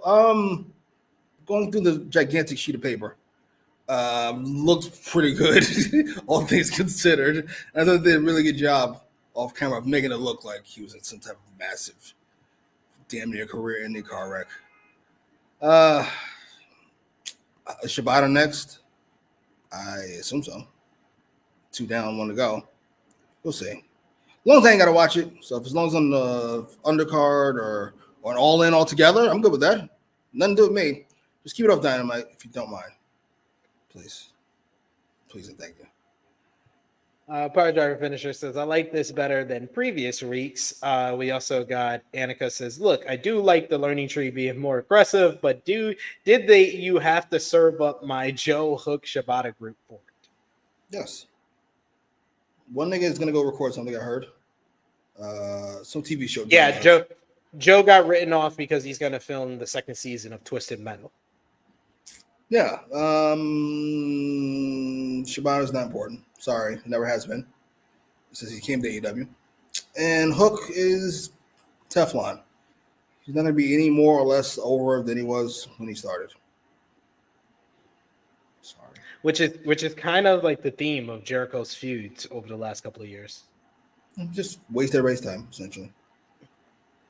Gotta give Chris something to do. Go on vacation. What the fuck? Why is this so hard? Why is this so hard?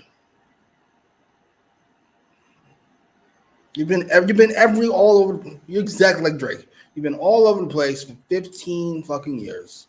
You've been in our face.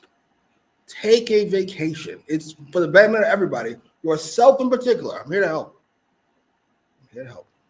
Factual. Next up, we got a fatal 4-way matchup, a global glory 4-way matchup to earn a future shot at the AEW International Championship. This is the global glory because all 4 men are from 4 different countries. That's what they got. I got out of this one. No one got an entrance for this matchup, but they just went right to the action immediately. In addition to the commentary team, not only Nigel McGuinness, but we get Don Callis, who had the best exchange on commentary with Nigel of the night, where Nigel's like, yeah, I'm so glad to have Don Callis here. And then I think it's Excalibur asks him, oh, what did you think about the Owen Hart Cup? And Don Callis says, well, I'm a big fan of Bryan Danielson, so I'm glad that Bryan won. And Nigel says, I take back everything I just said. That was great. We get Ishii and Castagnoli taking turns dispatching of Fletcher before slugging it out with one another. Ishii won the exchange, but Pac was there with a top rope dropkick. Fletcher sweep the legs of Pac, who answered with a snap Hurricane Rana. We get Pac went for a dive, but ran into a giant swing attempt by Castagnoli, which was cut off by Fletcher. Ishii reappeared and hit a series of suplexes before Castagnoli hit a nice little gut wrench suplex to cut off his momentum. With everyone outside, Castagnoli did a nice looking spinning dive to the floor. Ishii and Castagnoli and Pac and Fletcher were fighting on opposite sides of the corner. We get big superplexes from each man. Ishii hitting a nice superplex on Castagnoli. We get a forearm exchange between everyone, which Ishii starts no-selling everybody and then lit them up with some nice looking headbutts. The crowd was really into this one at this point. We got locomotion corner strikes from everyone before Fletcher hits a poison rana from Pac. Pac ran up into a pop-up European uppercut where Castagnoli launched him into the air. Fletcher hit a spinning tombstone on Ishii, which only got a 2 count. He went for the corner brainbuster, but Ishii fired off another headbutt, laid him out. Castagnoli sent Ishii to the floor and then did the giant swing to Fletcher and then locked on the sharpshooter. Pac flew in with the top rope elbow drop and then applied the brutalizer. Ishii came in and broke up Castagnoli's sharpshooter with forearms. He then hit the sliding lariat on Pac, turned Fletcher inside out with another lariat for a close near fall. Ishii went for the brain buster, vertical drop brain buster, but Castagnoli took him out after blocking it and gave the neutralizer to Fletcher. He scrambled for the pinfall, but Pac was able to take him out the ring. They argued with each other. Pac hit bounce back German suplexes on Ishii and then Castagnoli. He got rolled up by Fletcher for a 2 count, but then booted him in the corner, and then he hits the black arrow into the brutalizer for the tap out victory. In this one, Pac wins and he gets a future shot at the AEW International Championship. He gets on the microphone after the matchup and he says, "It's safe to say things haven't been going well for me lately, but he says since returning, he's made some bold promises, but suffered many embarrassing failures." Pac said that it's all in season and the bastard will not be denied his Wembley moment. Let this victory be a line in the sand that the bastard will be back. So are we setting up Pac versus Will Osprey for the International Championship at Wembley Stadium? I don't know, but a very interesting promo after the matchup here. I really enjoyed this matchup. Thought it was a very good 4-way that the crowd got into. After that commercial break, they were really into the action and they kept it moving. This was action packed throughout, so I enjoyed it. What did you think of the matchup and Pac's promo? Action packed, waste of everybody's fucking time. Who are these fucking people? Come on, man. No build up. Global. What was it? Global Goy.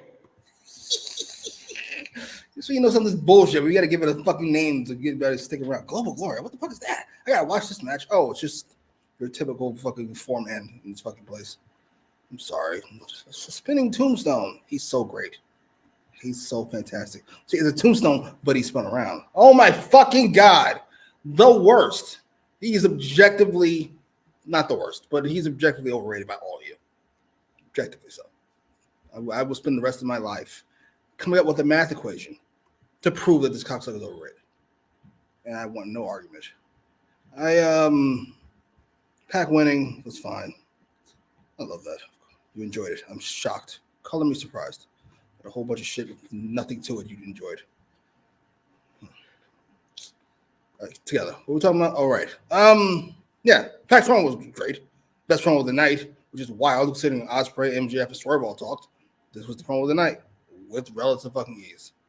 He had a point, he had a method, he had a singular focus, and he knocked out the park. Team Pac.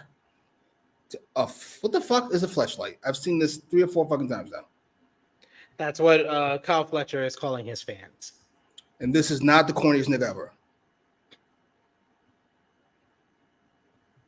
This is the guy you like. A fleshlight. You get it? Like a fleshlight, but Fletch, because his name's Fletcher. Absolutely. This is what I'm saying.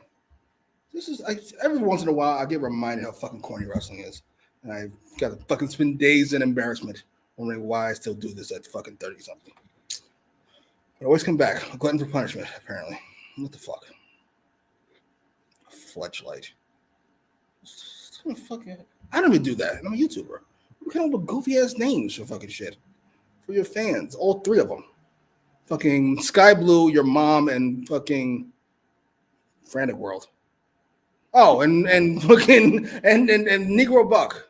Come on, man. Come on, man. What are we doing? And Will Osprey. Doesn't count. They're friends. He's not a fan. That's different. Renee Paquette is backstage and she's talking about Bryan Danielson being checked out after his matchup with Hangman Adam Page. When Hangman storms by her, Paquette starts scolding Hangman for not showing her any respect as he ignored her and knocked on the Elite's dressing room door. And then she just basically backed up when he gave her an angry look. Then Okada walks out of the Elite's locker room and he asks if he can help him. He tries to walk past Okada, and Okada just stops him and says, "Can I help you?" Let's go! Back the fuck up. The Bucks walk out and ask what they can do for Hangman. Hangman simply says he'll do it and storms off. The Bucks and Okada seem very pleased by the answer, and it was made official that Hangman Adam Page will now be the 5th member of Team Elite after the Young Bucks asked him last week. All he needed was for Swerve to be on the other team, and now he accepts. I like this segment. I liked it quite a bit. I really like this segment. I didn't know I needed him and Renee to fucking have beef. That was dope. And then the Okada thing. I didn't know I wanted to see them face to face. They've done a very subtle job of fucking establishing Okada's character. We'll say it. It's nice to see he wanted all the smoke with Hangman. He wanted no part of Brock Lesnar at the pay-per-view, but he wants all the smoke with fucking Hangman. So from now on, we all know Billy Gunn is more threatening than Hangman. For future reference, in case you were wondering. Whatever. This is cool though. I enjoyed it. Priorities.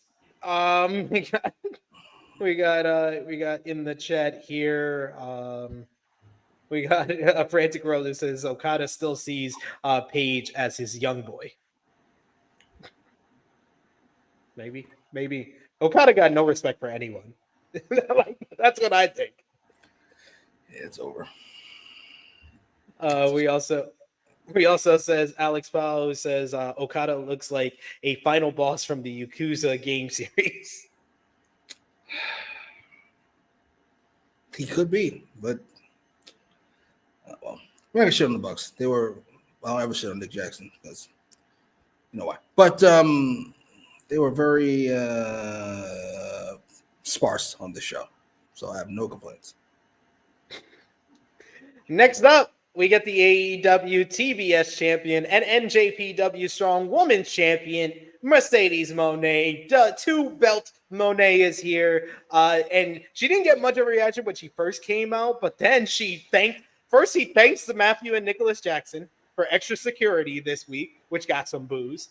Then she says she won't be interrupted in her celebration, and she can now say that she is the best there is, the best there was, and the best there ever will be, which got massive boos from this crowd. I loved it. I loved every second of it. Monet says that Britt Baker needs to wake up from her little fantasy, as she won't be facing her at all in London. And if she did, she wouldn't have to worry about, an injured back or a little stroke. She would leave her for dead, bitch. Monet then picks up her glass after pouring a shot out for herself, and she makes her victory toast when the music of Dr. Britt Baker, DMD, hits. And Monet is furious as she's ordering security to stop her, but Baker just freaking drops the security with some forearms, some thrust kicks before storming past the rest of them, making it to the ring where Monet bails out and like a regular chicken shit heel. She's going through the crowd, upset at Britt Baker once again upstaging her and stealing her spotlight. I thought this was a very well done and efficient segment. It was like 2-3 minutes long, and it got the job done. It further established Monet's heel character. I thought she came off great, getting the most heat of anybody on the night with the Bret Hart line. And then Baker looked great here, so I enjoyed it. I'm glad you liked it. You're being nice. I'm glad you liked it. That's it. That's all I have to say. I don't want to keep shitting. If you didn't like it, say you don't like it. I don't want to keep shit. I don't want to keep shitting on Mercedes. We do this every week. I don't want to keep doing it. It's exhausting. Why would you shit on her this week? What did she do wrong? She was here for this worthless segment. I get why it's here. From a story that makes sense. She didn't get to have it last week, so she should have it this week. But that's a sure. I'm good. I'm here for you. Good. We're good so far. Now Brit comes out. Well, first of all, forget. She drops a cheap heat line of Bret Hart. She got the biggest booze of the night. No, Bret got the biggest booze of the night. They love Bret. They don't give a fuck about who said it. Knock it off. Don't do that. Don't do that, Skip. You give her credit for Bret Hart. This is insanity. Bret Hart didn't die for our sins for this. Then here comes Brit, and she's knocking out security guard. Still alive. He died for our sins. Fucking he died in 97. I don't know what the fuck happened after that. Nothing happened after that. Then here comes Brit. She knocks out a full-grown man, pushes out the way other full-grown men, and then Mercedes takes off. What exactly did we accomplish? We established Mercedes' heel character? Yeah, a lesser version of what she did last week, which was better in every aspect. This stunk. I hated this. I shouldn't even say I hated it. I even hated it. It was unnecessary. I could skip right over it. And nothing would have changed. No, you hated it. You said how you really feel. You hated it. Sure. Great. Whatever. Who cares? We got Annika in the chat says, I will not blame Mone for being a babyface earlier in the year. Mone is too smart. I blame Toni. Nope. We're not doing that. I'm not gonna stick up with Tony Khan here. That's like I say I'm not doing that. She says she has creative control. That's what she said. Nobody asked. She came right out with it. Come on now. Don't blame Tony for that. Tony's got enough on his plate. You don't need to get blamed for everything. Come on. You got enough stuff you could blame him for, I guess. We see Brandon Cutler when we come back. I could have said it. Absolutely. Biggest heat of the night. Heat magnet. We all know that Big Man Dogs is your burner account. So it's okay. We see Brandon Cutler crawling backstage and see Darby Allin is responsible for beating his ass as Allin says into the camera that Jack Perry always says they all need to make sacrifices, right? Allin issues a challenge to Perry and the rest of the Elite for next week on Dynamite's 250th episode. This was quick and a very weird way to bring back Darby after our anarchy in the arena. Agreed on all counts. What the fuck? Cutler? Really? It's Darby. Who did Darby ever hurt? Besides that case, which may or may not be legitimate. I love you, Darby, but everybody I love in this company has got something on them. It's kind of weird. But wait, what do you want? What do you want? Can't all be saints. Definitely not Darby. Definitely not fucking Don Callis. Definitely not Chris Jericho. Oh, he went to the Vince McMahon school of. I'd be nice. We keep it together. This was weird. Weird is a good way to put it. This was odd. Why? Yeah. Where are people getting this math from? I'm so confused about this math. Okay, so Swerve is in, right? Yep. And Darby sound like he might be in. Yep. And Mark Briscoe announced himself in last week. Okay, now here's my Bryan Danielson's gonna be in. Okay. Yep. I don't want to hear nothing in 2 weeks. I don't hear no complaints. I don't hear nothing because you set yourself up. You set yourself up. I don't want to hear it.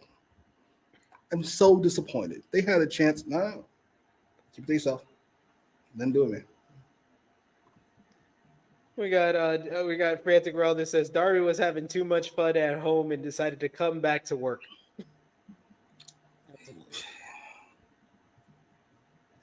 And we got Big Man Dog says it was so quick that I didn't even know this segment happened. It's so weird. You would think Darby's just some guy. Darby's he's the only other pillar worth the shit. What the fuck are we doing?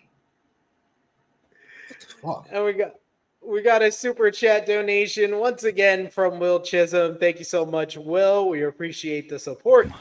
Why are you so crazy? Take it easy. Take it easy. We got Will who says, it does feel like Mercedes is a sleeper agent for WWE. She goes back to Triple H and William Regal and says, yeah, she's good. LOL. She's not a sleeper agent. She's just perfectly. I'll be nice. I much like her. I much prefer a heel character, so we're gonna not encourage anything except positivity. Keep it up. Keep up the good work. He wants to be so negative all the time towards Mercedes, man. Because you all did this to me. I used to love Mercedes. She was my favorite female wrestler ever, and then you all jumped out the fucking window. Because other people liked her too. No, other people liked her no, too. You no. now you have to shit on her. I This is like so her. weird. That's I weird loved her. energy. That's weird And- energy. That's very much Swerve saying black and ugly energy to me. Please explain to me how that works at all. I'm ready to hear this explanation. Hey, for something you just jumped at. a I already lot of people apologize. start liking There's a black need woman, to and now you be want to turn on her. sensitive. Now you want to turn on her. There's no need to be sensitive. I already apologize. I even turned the mic off afterwards, so I couldn't take it back. What? I'm not talking about that anymore. I'm not more? talking. I've left that in the rear view of the many times you disrespected me on this show. You see I've this? left that in the rear view. But I am just saying, when other people start liking a successful black woman, and then you just have to shit on her Successful at black every woman. turn. A successful German, sir. That's number one. And number two, and more importantly, a successful German from the racist town of Boston. That's number one. That's number one. Who didn't marry a black guy, by the way, married somebody else. Some fuck. She said, instead of black, I'm gonna go get this tiny whatever the fuck seamstress. Don't come at me. You come at her, or you come at me. That's number one. And number two, and perhaps more importantly, you all jumped out the window. You said she was a game changer. All this. And all I said was, no, she's not. And then you all said, fuck you. And I went, we'll see. And then what happened? I was right. As per fucking usual. And now I'm the bad guy. Now I'm fucking Swerve. Another day, add it to her fucking German Boston list. She's standing next to Swerve taking a picture. What time is it? I know what time it is. I'm not gonna say she's Uncle Ruckus, but she might be Tom. She might be Tom Dubois. Next up, we got the main event of the show, the Women's Owen Hart Foundation Cup finals, as we have Mariah May going up against Willow Nightingale. Love both women's choices for gear on this night. You got Mariah coming out in the pink and black attack of Owen Hart, while Willow busts out the danger gear. And I was like, Willow Nightingale, that shit was fire. That was fire with the black and yellow danger gear from Owen Hart's run in the Nation of Domination. Nigel McGuinness made a different Motley Crue reference when talking about Mariah May during the filling out process between both women. Nightingale showed off her power early with a shoulder block. She tried for another, but May was able to leg sweep and hit a shotgun drop kick. We got a head scissors sent Nightingale into the ropes as May trapped her and fired off a drop kick to the back for a 1 count. We get a chop battle from both women trying to light each other up. Willow hits a nice little spinning side slam and a low cross body for a 2 count. May rolled outside and was flattened by Willow hitting a cannonball off the apron. Back from commercial break, we get Mariah mounting a comeback with the top rope drop kick. She followed up with sweet cheek music and then hit a snap DDT for a 2 count. Storm cheered on May as Nightingale battled back, hitting a corner splash. She had a nice little spine buster for a 2 count. Nightingale went for the sharpshooter, but May fought out of it, planting Nightingale with a nice little German suplex. May hit a corner uppercut as the crowd cheered her on, and then she took her to the top rope and hit a handstand head scissors, the Stratosphere, Trish Stratus's old move for a 2 count. May missed a charging knee as Nightingale hit a fisherman's bomb into the fisherman suplex with the bridge for a close near fall. Nightingale went for the pounce, but May reverses it with a headbutt, with both women collapsing. That was a nice spot of the matchup. Storm took the referee on one side of the ring as getting on their apron, while Willow was fighting it out with someone in a Sting hoodie. I knew by the size of the person exactly who this was, Stokely Hathaway. And then Chris Statlander shows up and hits Willow with a big running boot. May tries to follow up with a charging knee strike, but Willow's able to kick out. May nearly got a leg trap roll up the way she's won the first 2 rounds of the Owen Hart tournament, but Willow kicks out again. Storm told May to go for the Storm Zero. She did, but Willow was able to reverse out of it and hit a big lariat for a 2 count. Nightingale lowered the straps and then finally hit the corner cannonball. She tried to follow up with a Death Valley driver, but May was able to reverse into the victory roll, one of Owen Hart's signature roll-up pins for the 1-2-3, as Mariah May is your 2024 Owen Hart Foundation Tournament final winner. And, you know, the match was very good, but the post-match, my Lord. So I don't want to infect the post match with my negativity. Okay, go ahead. Talk about the match. Match is good, really good. The finish is heinous. I hate that finish, and it fucking made everybody look like a fucking idiot. Made Statlander look incompetent. By the way, this heel turn has not worked out the way I thought it would. Could we agree on that? She hasn't been a very effective heel. Yeah, great way to put it. Not very effective, which is the most important thing in anything, which is to get the job done. Kind of stink. Number one. Fucking Willow lost clean. Always a bad idea. She shouldn't lose clean to Hulk Hogan. She shouldn't lose clean to Steve Austin. Nobody. Sorry.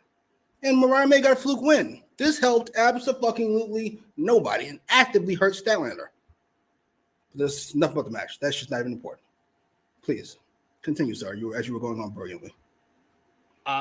Annika says the Toni Storm character is so weird. She was doing heel stuff by distracting the referee for Stokely and Stat to interfere, but we feel bad that she got her head cracked. She was not distracting the referee for that purpose. She was distracting the referee for not giving Mariah the win. Actually, when after the interference from Statlander and Stokely, they both had a look of they didn't know what happened. They didn't know what happened to Willow. So that's not her doing heel stuff. That's incorrect.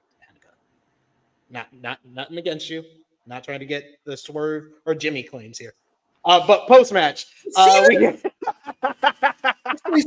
sensitive. Oh, fair enough. We get post match. We get Toni Storm coming in and celebrating with Mariah May, raising her hand.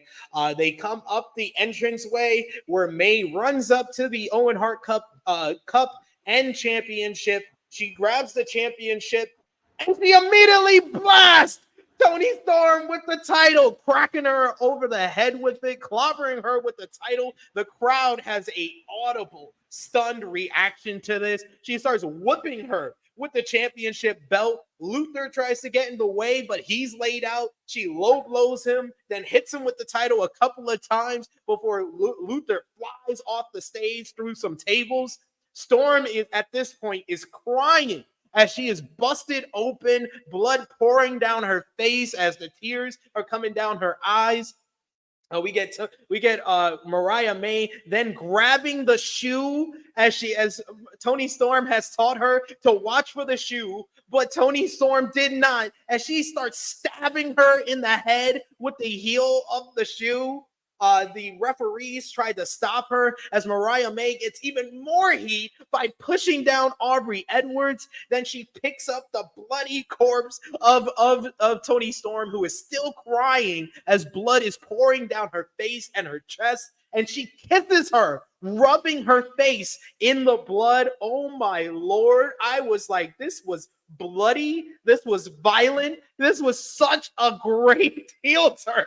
It was like something that we saw coming the entire time, but yet shocked everyone with its execution and its delivery at this point. We didn't expect it right here, right now, but it was Mariah's plan all along that she was basically keeping Toni by her side before she could take her role and take her championship. And the final image of her holding the bloody face of Timeless Toni Storm with the graphic of All In. This was one of the best produced angles in AEW history. It was shot well. The imagery of Mariah May was so impactful. This back-to-back weeks with phenomenal endings to AEW Dynamite, with the MJF heel turn last week and this heel turn here. But we all saw this coming, but it was so well done. And it is official. It will be Mariah May, challenging Timeless Toni Storm for the AEW Women's World Championship at All In London in Wembley Stadium. And boy, oh boy, this may be one of the best told long-term stories in AEW history, but by far the best told long-term story in the women's division for AEW in the history of this company. What did you think about the heel turn of Mariah May? Fantastic. I have zero complaints from, as you said, the production was great. The two ladies were splendid. Luther even was fine, even though by far the worst part of this, that flip off the apron thing.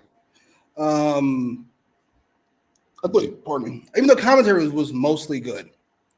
Actually, now I think about it. No, because Nigel went silent, which is great. He's he's in shock. He was in complete shock. He was like, I don't know what to say. I love Tony Schiavone. This was a good. I'm giving credit to Tony Schiavone, and it's very rare I do that. But his line of "Watch for the show," and then he gets cut off, and she starts stabbing. That was great. Oh! I've seen this heel turn 4 times now. I watched it. It was great. It gets. I watched it. I watched it again after your suggestion to watch it again, and I was like, "Oh my god, it's so well done." That's why I'm noting the production and how it was shot was so well done. So good. Mariah May was splendid. It just feels like this is who she is. Like, you know what she felt like? She felt like somebody was holding their breath for a really long time and finally got to let her out. The way her face, she looked joyous almost, without a smile. And she doesn't say anything throughout the whole beatdown. There's no words, there's no mocking, there's no I always hated you, there's nothing. She just fucks her up. It's fucking fantastic. And Tony's screaming and then crying, and then she goes fucking limp, which gets hit in the head with the fucking shoe. It's fucking fantastic. The only bad part about this is Excalibur. Sorry, it is. Well, was this the plan all along? How could you possibly know that? You're just assuming. Please shut up. Mariah will explain why she did it. Fucking why, Rocky, why next week. Please shut the fuck up and just let it play out. I don't ask for much. Thank you. We got Power Driver Finisher. He says, yeah, because he's a heel at that point in time. Once the turn happens, our stance towards Mariah changes. Our reaction towards Toni was always good. He says, so something bad happening to her would make us dislike Mariah. That's how turns work. He says, the same with Swerve before the title. He was doing heel bad guy stuff, but we were cheering him.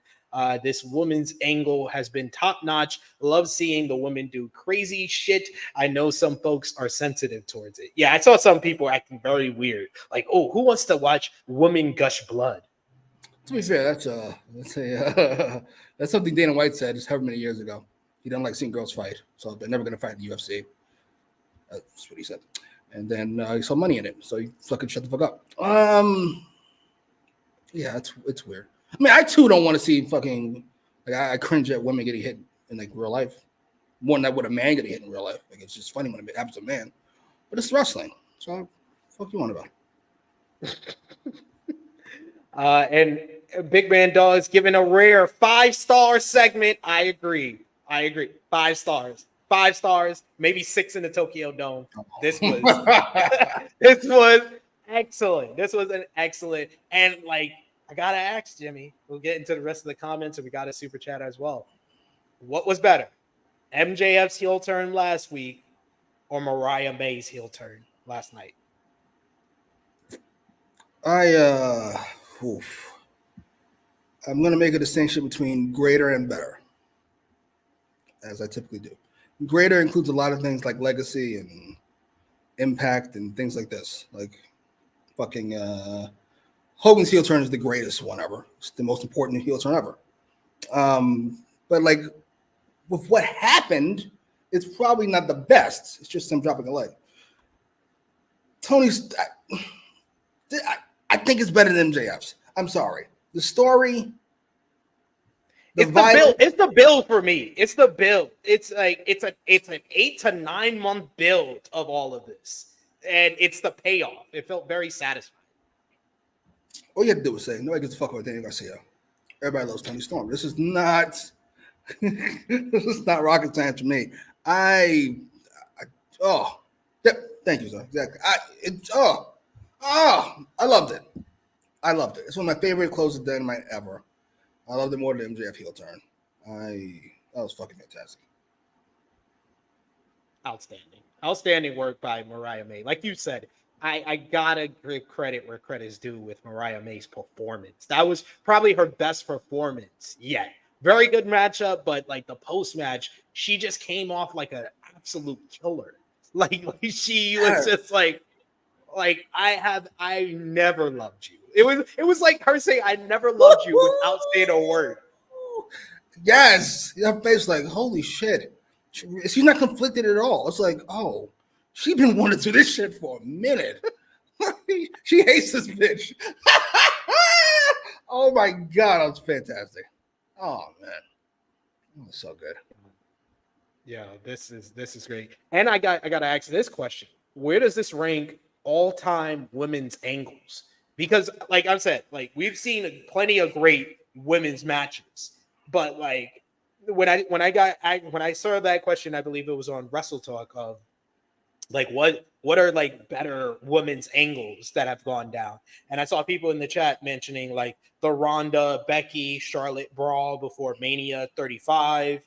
I saw some people, mention the feud of Bayley and Sasha, but Bayley and Sasha never really had an angle really. Maybe there's the Bayley heel turn on her, but that's in the pandemic. That doesn't get the crowd reaction to it and stuff like that. And a lot of people don't even remember that. They remember more with Bayley and Sasha. They remember the matches. They don't remember the moments. They remember moments in the matches, like Sasha taking the headband off of Izzy, the #1 Bayley fan, but that was within the match. As an angle, I think like this is like top tier, all time best women's angles that I've ever seen. So something like a single, solitary, 5 minutes or however fucking long. Shit. And it has to be only women involved. Yes. This is fucking up there for me.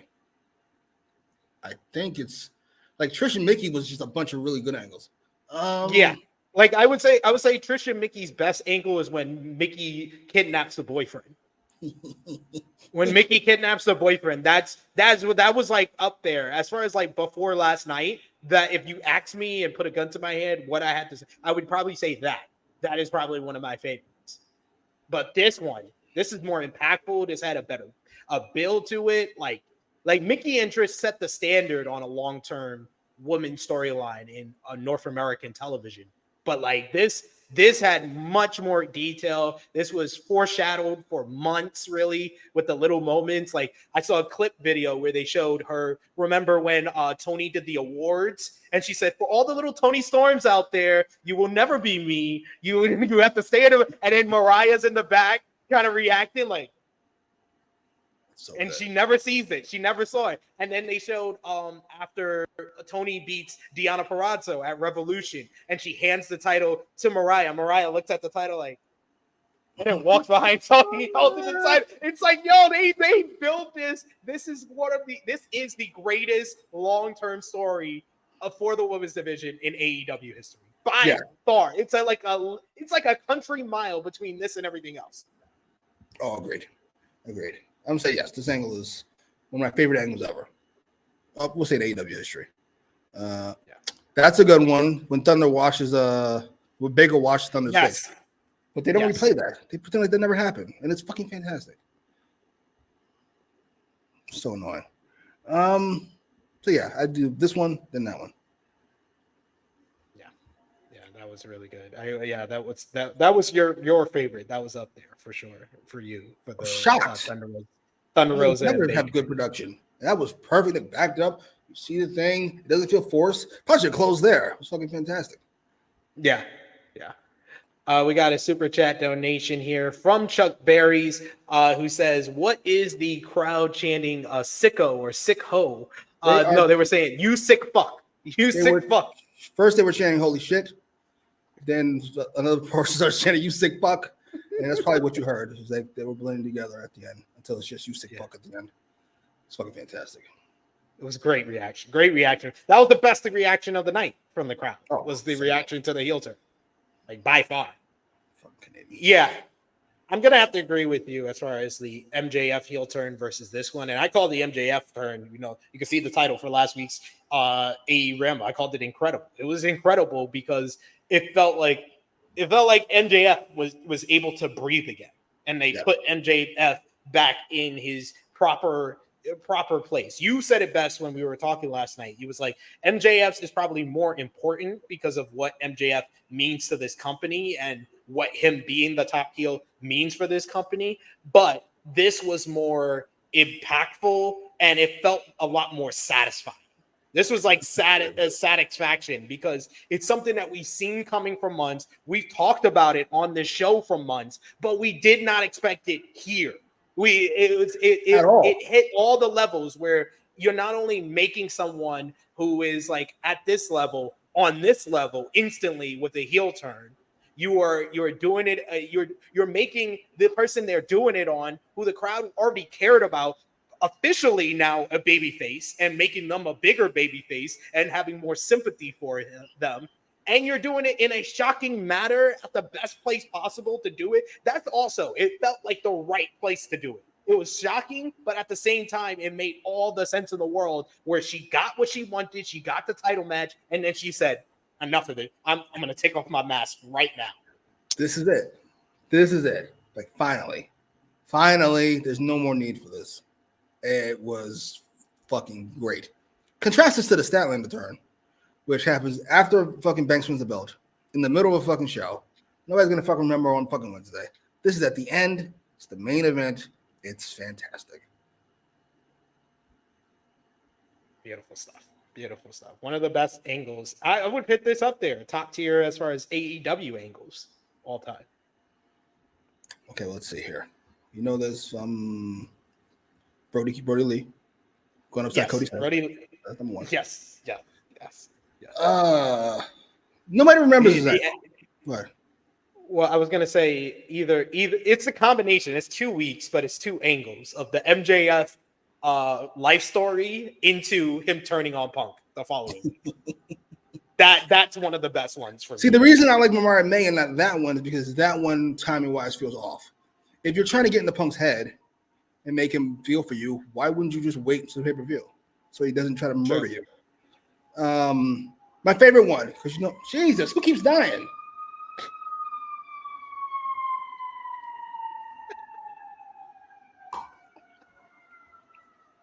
I love stories. This was the greatest story ever told. And AEW television that they never bring up. No, you guys don't bring it up. It's fantastic. On Rampage, even back when Rampage was a great show. Remember, Pac's been blinded. He's been blinded in one of his eyes. And he's going to have a match with, who's he fighting? It's not really important.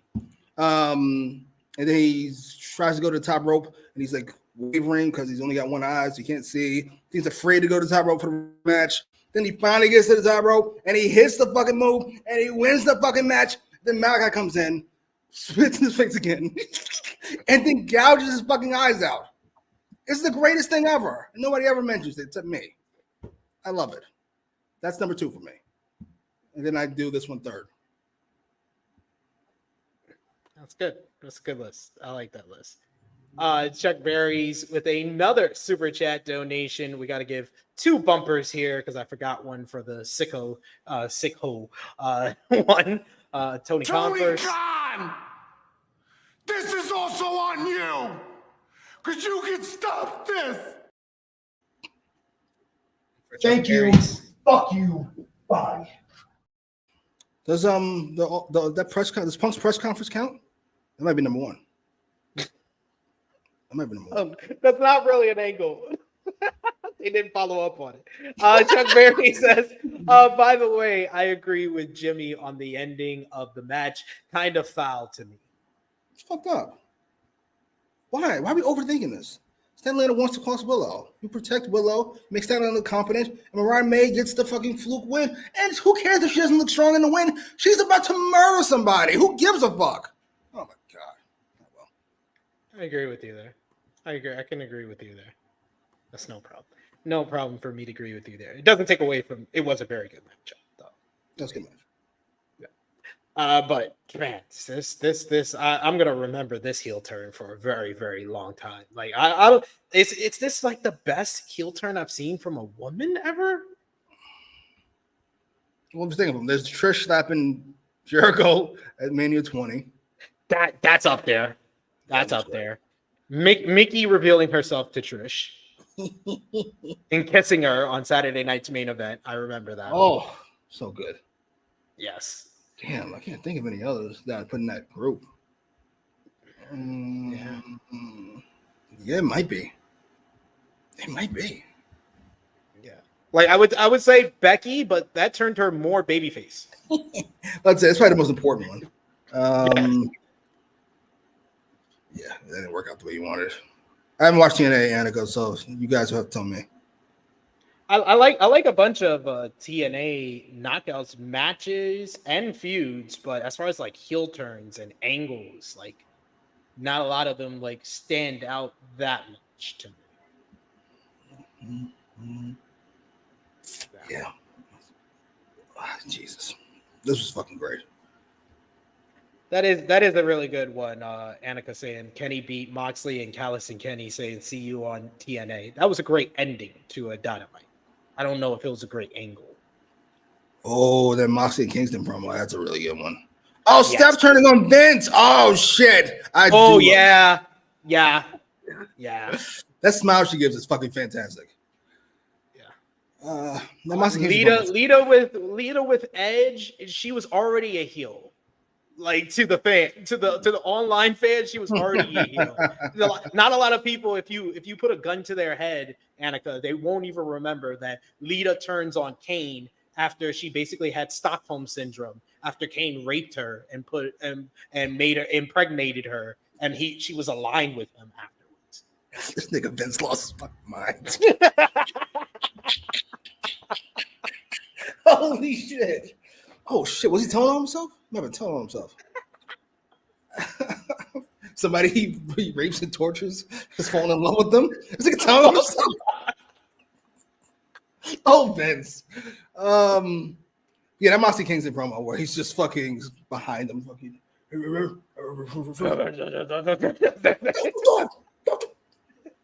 That's a great promo. I wouldn't call that an angle. Like angles and promos are two different things to me. I don't know about you. So what's the order? We got Mariah May, we got Steph, we got who else? Trish, Mickey. That's my Mount Rushmore right there. Full stop. Like even remembers the China term. Yeah, when she aligns with corporation. I remember Triple H turning more than the China. Right? Term. Yeah. Speaking of which, is this Mariah May's fucking Triple H join the corporation moment where it's like, if we do this right, we can have a main eventer in fucking 5 months. Yeah. The third most important person in the company in 5 months. Yeah. I think so. I love this fucking angle. I think so. She's young enough, and like this was always the plan with AEW. Like they brought her in, they recruited her, they scouted her, they brought her in with a story already planned out that they have executed very well up to now, and now they got a month and a half before the biggest show of the year where she's in the world title match. Fantastic job. I will say. I don't know who's responsible for all this. I know Toni said there's two Tonys. I know Toni with an I says she has had quite a hand in this. I know this is based on a movie. I forget the name of the movie. Fuck it.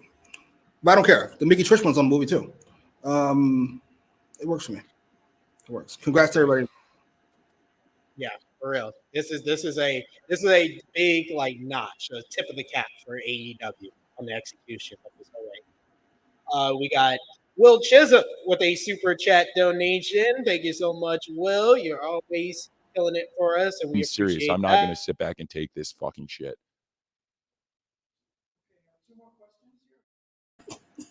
Will says best heel turn since Lita cheating on Matt Hart. Yeah, if you're like counting real life stuff, like that might be the greatest heel turn of a woman ever.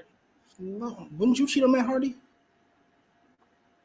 No disrespect. Wouldn't you? Anything's not here anymore? Oh, get away from this motherfucker. Sorry. You bounce back, Matt. You bounce back. Oh, we got Will Chisholm once again with a super chat donation. Thank you, Will. Listen up, you prick. Will says best heel turn since Vince taking away NXT from Triple H and almost killing him. There's nothing funny about that, but it's funny every time I hear it. It's like it took his thing and Triple H had a heart attack. Holy shit. Oh, what the fuck?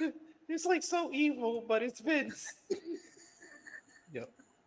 And yes, it was the story of All About Eve, the movie. That's what we said when she first came in. Like that was the plan, and they executed it well. And they had patience with it, where they're doing it before the biggest show of the year. That's also a credit to them. Because usually AEW would be like, oh fuck it, let's do it now. Right. This works. Mariah's from there, right? From overseas. Yeah, from the UK, from London. God, that's gonna be weird. It's good. It might either be Bizarro Land, but Toni Storm is also wildly popular in the UK. So, yeah, it depends on how over you think Mariah May is. Steve Austin got booed in Canada. It's true. Is Mariah May a folk hero? Is the question. Big Man Dog saying that Mariah May has already been proven to actually draw in the quarter hours. We're gonna see because this is her first main event. So if the main event is even up, I would say even 1.1%. I would say that she's proven to be a draw for AEW. God damn, Willow, no credit. Well, because Willow had a main event previously from this. Yeah, it went horribly. It wasn't her fault. That's what I'm saying. And so if Mariah and Willow draw in the main event, then I'm gonna give more credit to Mariah. I'm saying she carried the shit, huh? Fair enough. No, I'm just saying she should be considered the bigger draw. Fair enough. What was I going to say? Yeah, Mariah May and Toni have been doing really well. Drawing wise. We'll see. We shall see. I don't know how this ratings gonna look. I gotta imagine it falls off a cliff after you announce MJF and Will for next week. 10 minutes into the show. No way that quarter hour holds up strong. It's impossible. It's gonna go from 930 to fucking 800. I'm calling it right now. Bryan and Hangman have traditionally drawn well in their spots that they've been on TV together in their matches. All their matches have been on TV, which is crazy. I'm not mad at it. Hangman's not it'll be nice. Be nice. Hangman's doing great work now. I don't want to take a shot at Hangman. Keep it up, sir. He's like, when you have great work, I'm not going to take shots. I'm not going to say you're not empty-headed or dumb fuck. You're just a great wrestler doing great work. Keep it up. Another super chat donation from Will Chisholm. Thank you, Will. Let's fucking go. Will says Jeff Hardy was too drunk for Lita to cheat with. Oh, shit. Jesus. Oh, shit.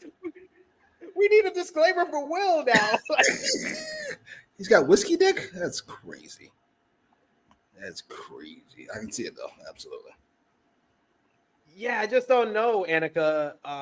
If she's, I think the people asking that question really think that Mariah May is like some folk hero in the UK, and I don't see that. I think if they execute the build after this type of heel turn, if they execute the build right, they will have the fans cheering for Toni over Mariah. And maybe they cheer for Mariah if she wins. Oh yeah. What do you expect for the rest of the build? Because I need the explanation. Yeah, definitely. I'm gonna say typically after a fantastic turn, I gotta be honest, I'm almost always disappointed with the follow-up. Batista and Triple H comes to mind immediately. It wasn't bad, it was just that was the peak of the angle. Yeah. It was like we're back to our regular scheduled program, face heel Triple H feud. Go on. I to answer this question, I think they should. Mariah May should win at Wembley. You have to complete the job of making her a star. Yes. Fucking yes. Do not fumble this. This is a layup. It's so simple. You have a new star, you're building them up, build her up with all these great angles, and then obviously you have Breaker beat Tammy. Obviously. Don't overthink it. Just fucking no, I'm not letting it go. I love you, Triple H. What the fuck? It's common fucking sense. You put Breaker over Sammy. I like Sammy too, but enough. Enough for me. Enough. Unless you're gonna have Sammy start to become a main eventer or some shit, there's no excuses. To a Luva kick. Braun Breaker's a rabid dog, lost to a Luva kick. Come on. This is what you do. You have Mariah win, cheat to win at Wembley, and then you have Jamie Hayter return. That's the spot. You have Jamie Hayter return. No. I stick with I don't care if you don't want to get your expectations up. I need Jamie Hayter to return at Wembley. That would be fantastic. That'd be the best of all worlds. I'd be here. And then at All Out, you run Jamie and Toni versus Mariah and Mina. Oh my God! It's 2 weeks after the show. Do a tag match, whatever. It's all out. I don't care, Chicago. Sure. You're gonna buy it. Sure. Not ready? What you mean he's not ready? He's the most ready motherfucker ever. You do all that fantastic work. Make no mistakes. It's just fantastic. The best book motherfucker in wrestling. And then he loses. I'm sorry, I'm not gonna go. So AEW. Don't get me distracted. Focus. Yes, Jacob. Yes. I don't care. I don't care. I will manifest things. I have manifest things on this show, and I'm gonna do it with Jamie Hayter returning. I don't know what happened to her. Her injury's above the shoulder, above the. I think Sean said he's gonna have a report about her today, so an update. All right. Listen. Jamie Hayter's back. We're cooking with grease, and we also have some real issues now because we have an oversaturation issue. Where we got Willow and Baker and Toni and Mercedes and Statlander and Brit and now Jamie Hayter. We got motherfuckers that start booking now. We got to actually do some work. Yeah. I don't know. Yeah, that's a tough one. That's a tough one there. But Big Ran Dog saying Batista and Ray turned out good. You were supposed to be my friend. That was great. That's a great turn. God damn, that's up there for me. That's a great turn. But we've made it to a close of another edition of AEWramble. Thank you guys for the super chat. Thank you guys for the comments in the chat. Final call for super chat donations as we wrap things up here. And of course, let us know your match of the night, MVP, LVP, thumbs up, thumbs down, thumbs in the middle, and out of 10. What did you give this show? Let's put our thumbs in the middle for the July 10th, 2024 edition of AEW Dynamite in 3, 2, 1. Thumbs up across the board from both of us. Jimmy, out of 10, what did you give the show? 7. Fantastic Dragon Hangman match and one of the best angles ever. You can throw the rest of the show away. But that's how good those two things were. I don't give a fuck about anything else that happened. Those two carried it. Yo, you can carry. Sometimes you can carry. Kobe and Shaq dropping 30, dropping 30 apiece. You can have Derek Fisher putting up 9 points. You can have Rick Fox putting up 1-3. Robert Horry only 1-3, but it's a game winner. But that's it. I would go. I'm trying to think between 7.5 and 8. I think I'm gonna go 8 because I love that ending. I think I'll go 8. No, I'll go 7.5. There was stuff on this show that I didn't like or that was rough at times, but like you said, the ending and the Owen Hart men's tournament final and the women's tournament final. Yeah, I'm gonna go 8. I'm sorry. The women's tournament finals I did enjoy as well. So I'll go 8. And I enjoyed the Global Glory 4-way as well, even though you did. Global Glory 4-way. Yes. Jimmy, what was your match of the night? Oh, Dragon and Hangman. Easily Dragon and Hangman. I said it earlier, one of the best TV matches of the year so far. Your MVP, my MVP, Mariah May. It is what it is. Splendid. Glorious. Don't fuck this up. Don't fuck this up. Please don't. Spear. 1, 2, 3. Let's move on. Let's move on. Fucking life. I love it so much. I wonder if I actually did like that fucking pay-per-view. I just didn't give a fuck after that match. It's a tally ball. And then you saw a message from SP3 and you was like, fuck. LVP for the show, the Acclaimed. Let's see, the Acclaimed. Swerve. Yeah, you know, lots of it I didn't like, but the Acclaimed's probably at the tippy top. They were heinous. Yeah, we got all types of numbers going on here. A lot of people down on Joe. We got Big Man Dog saying it was mixed bag. Chris gives MVP Mariah May. Annika says LVP Acclaimed. Why are they here? Why are they around? Why are they around? Nice caster, certified. Jimmy, that was a fun mixed bag review here at times. Yes. But we always finish strong. Yes. So, Jimmy, let everybody know where they can follow you on social media and what they can see on your channel. That's quite all right. I don't want to overstay my welcome. I might say something that gets a lot of people upset at me. I don't know why. Okay. Fair enough. Check out Jimmy's channel for our reaction review of the Bear. I very much enjoyed that first one you put up because our reaction to Richie and Carney's. I love that you kept going to us, just laughing. That was great. They were great. So good. They were. So check that out.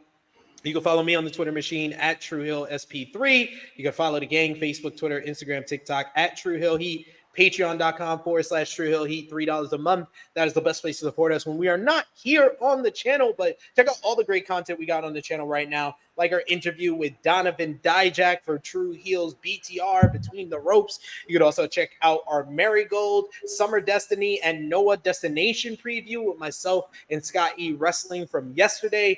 And of course, join us live here tomorrow, 12:05 p.m. Eastern Time, right here on the True Hill Heat flagship channel. We're going to have our special NJPW G1 Climax 34 preview with myself, Scott E. Wrestling, Jay News, Sanal, Kirian, and special guest, the voice of New Japan Pro Wrestling, Walker Stewart. We're going to be previewing and breaking down the tournament. Stewart?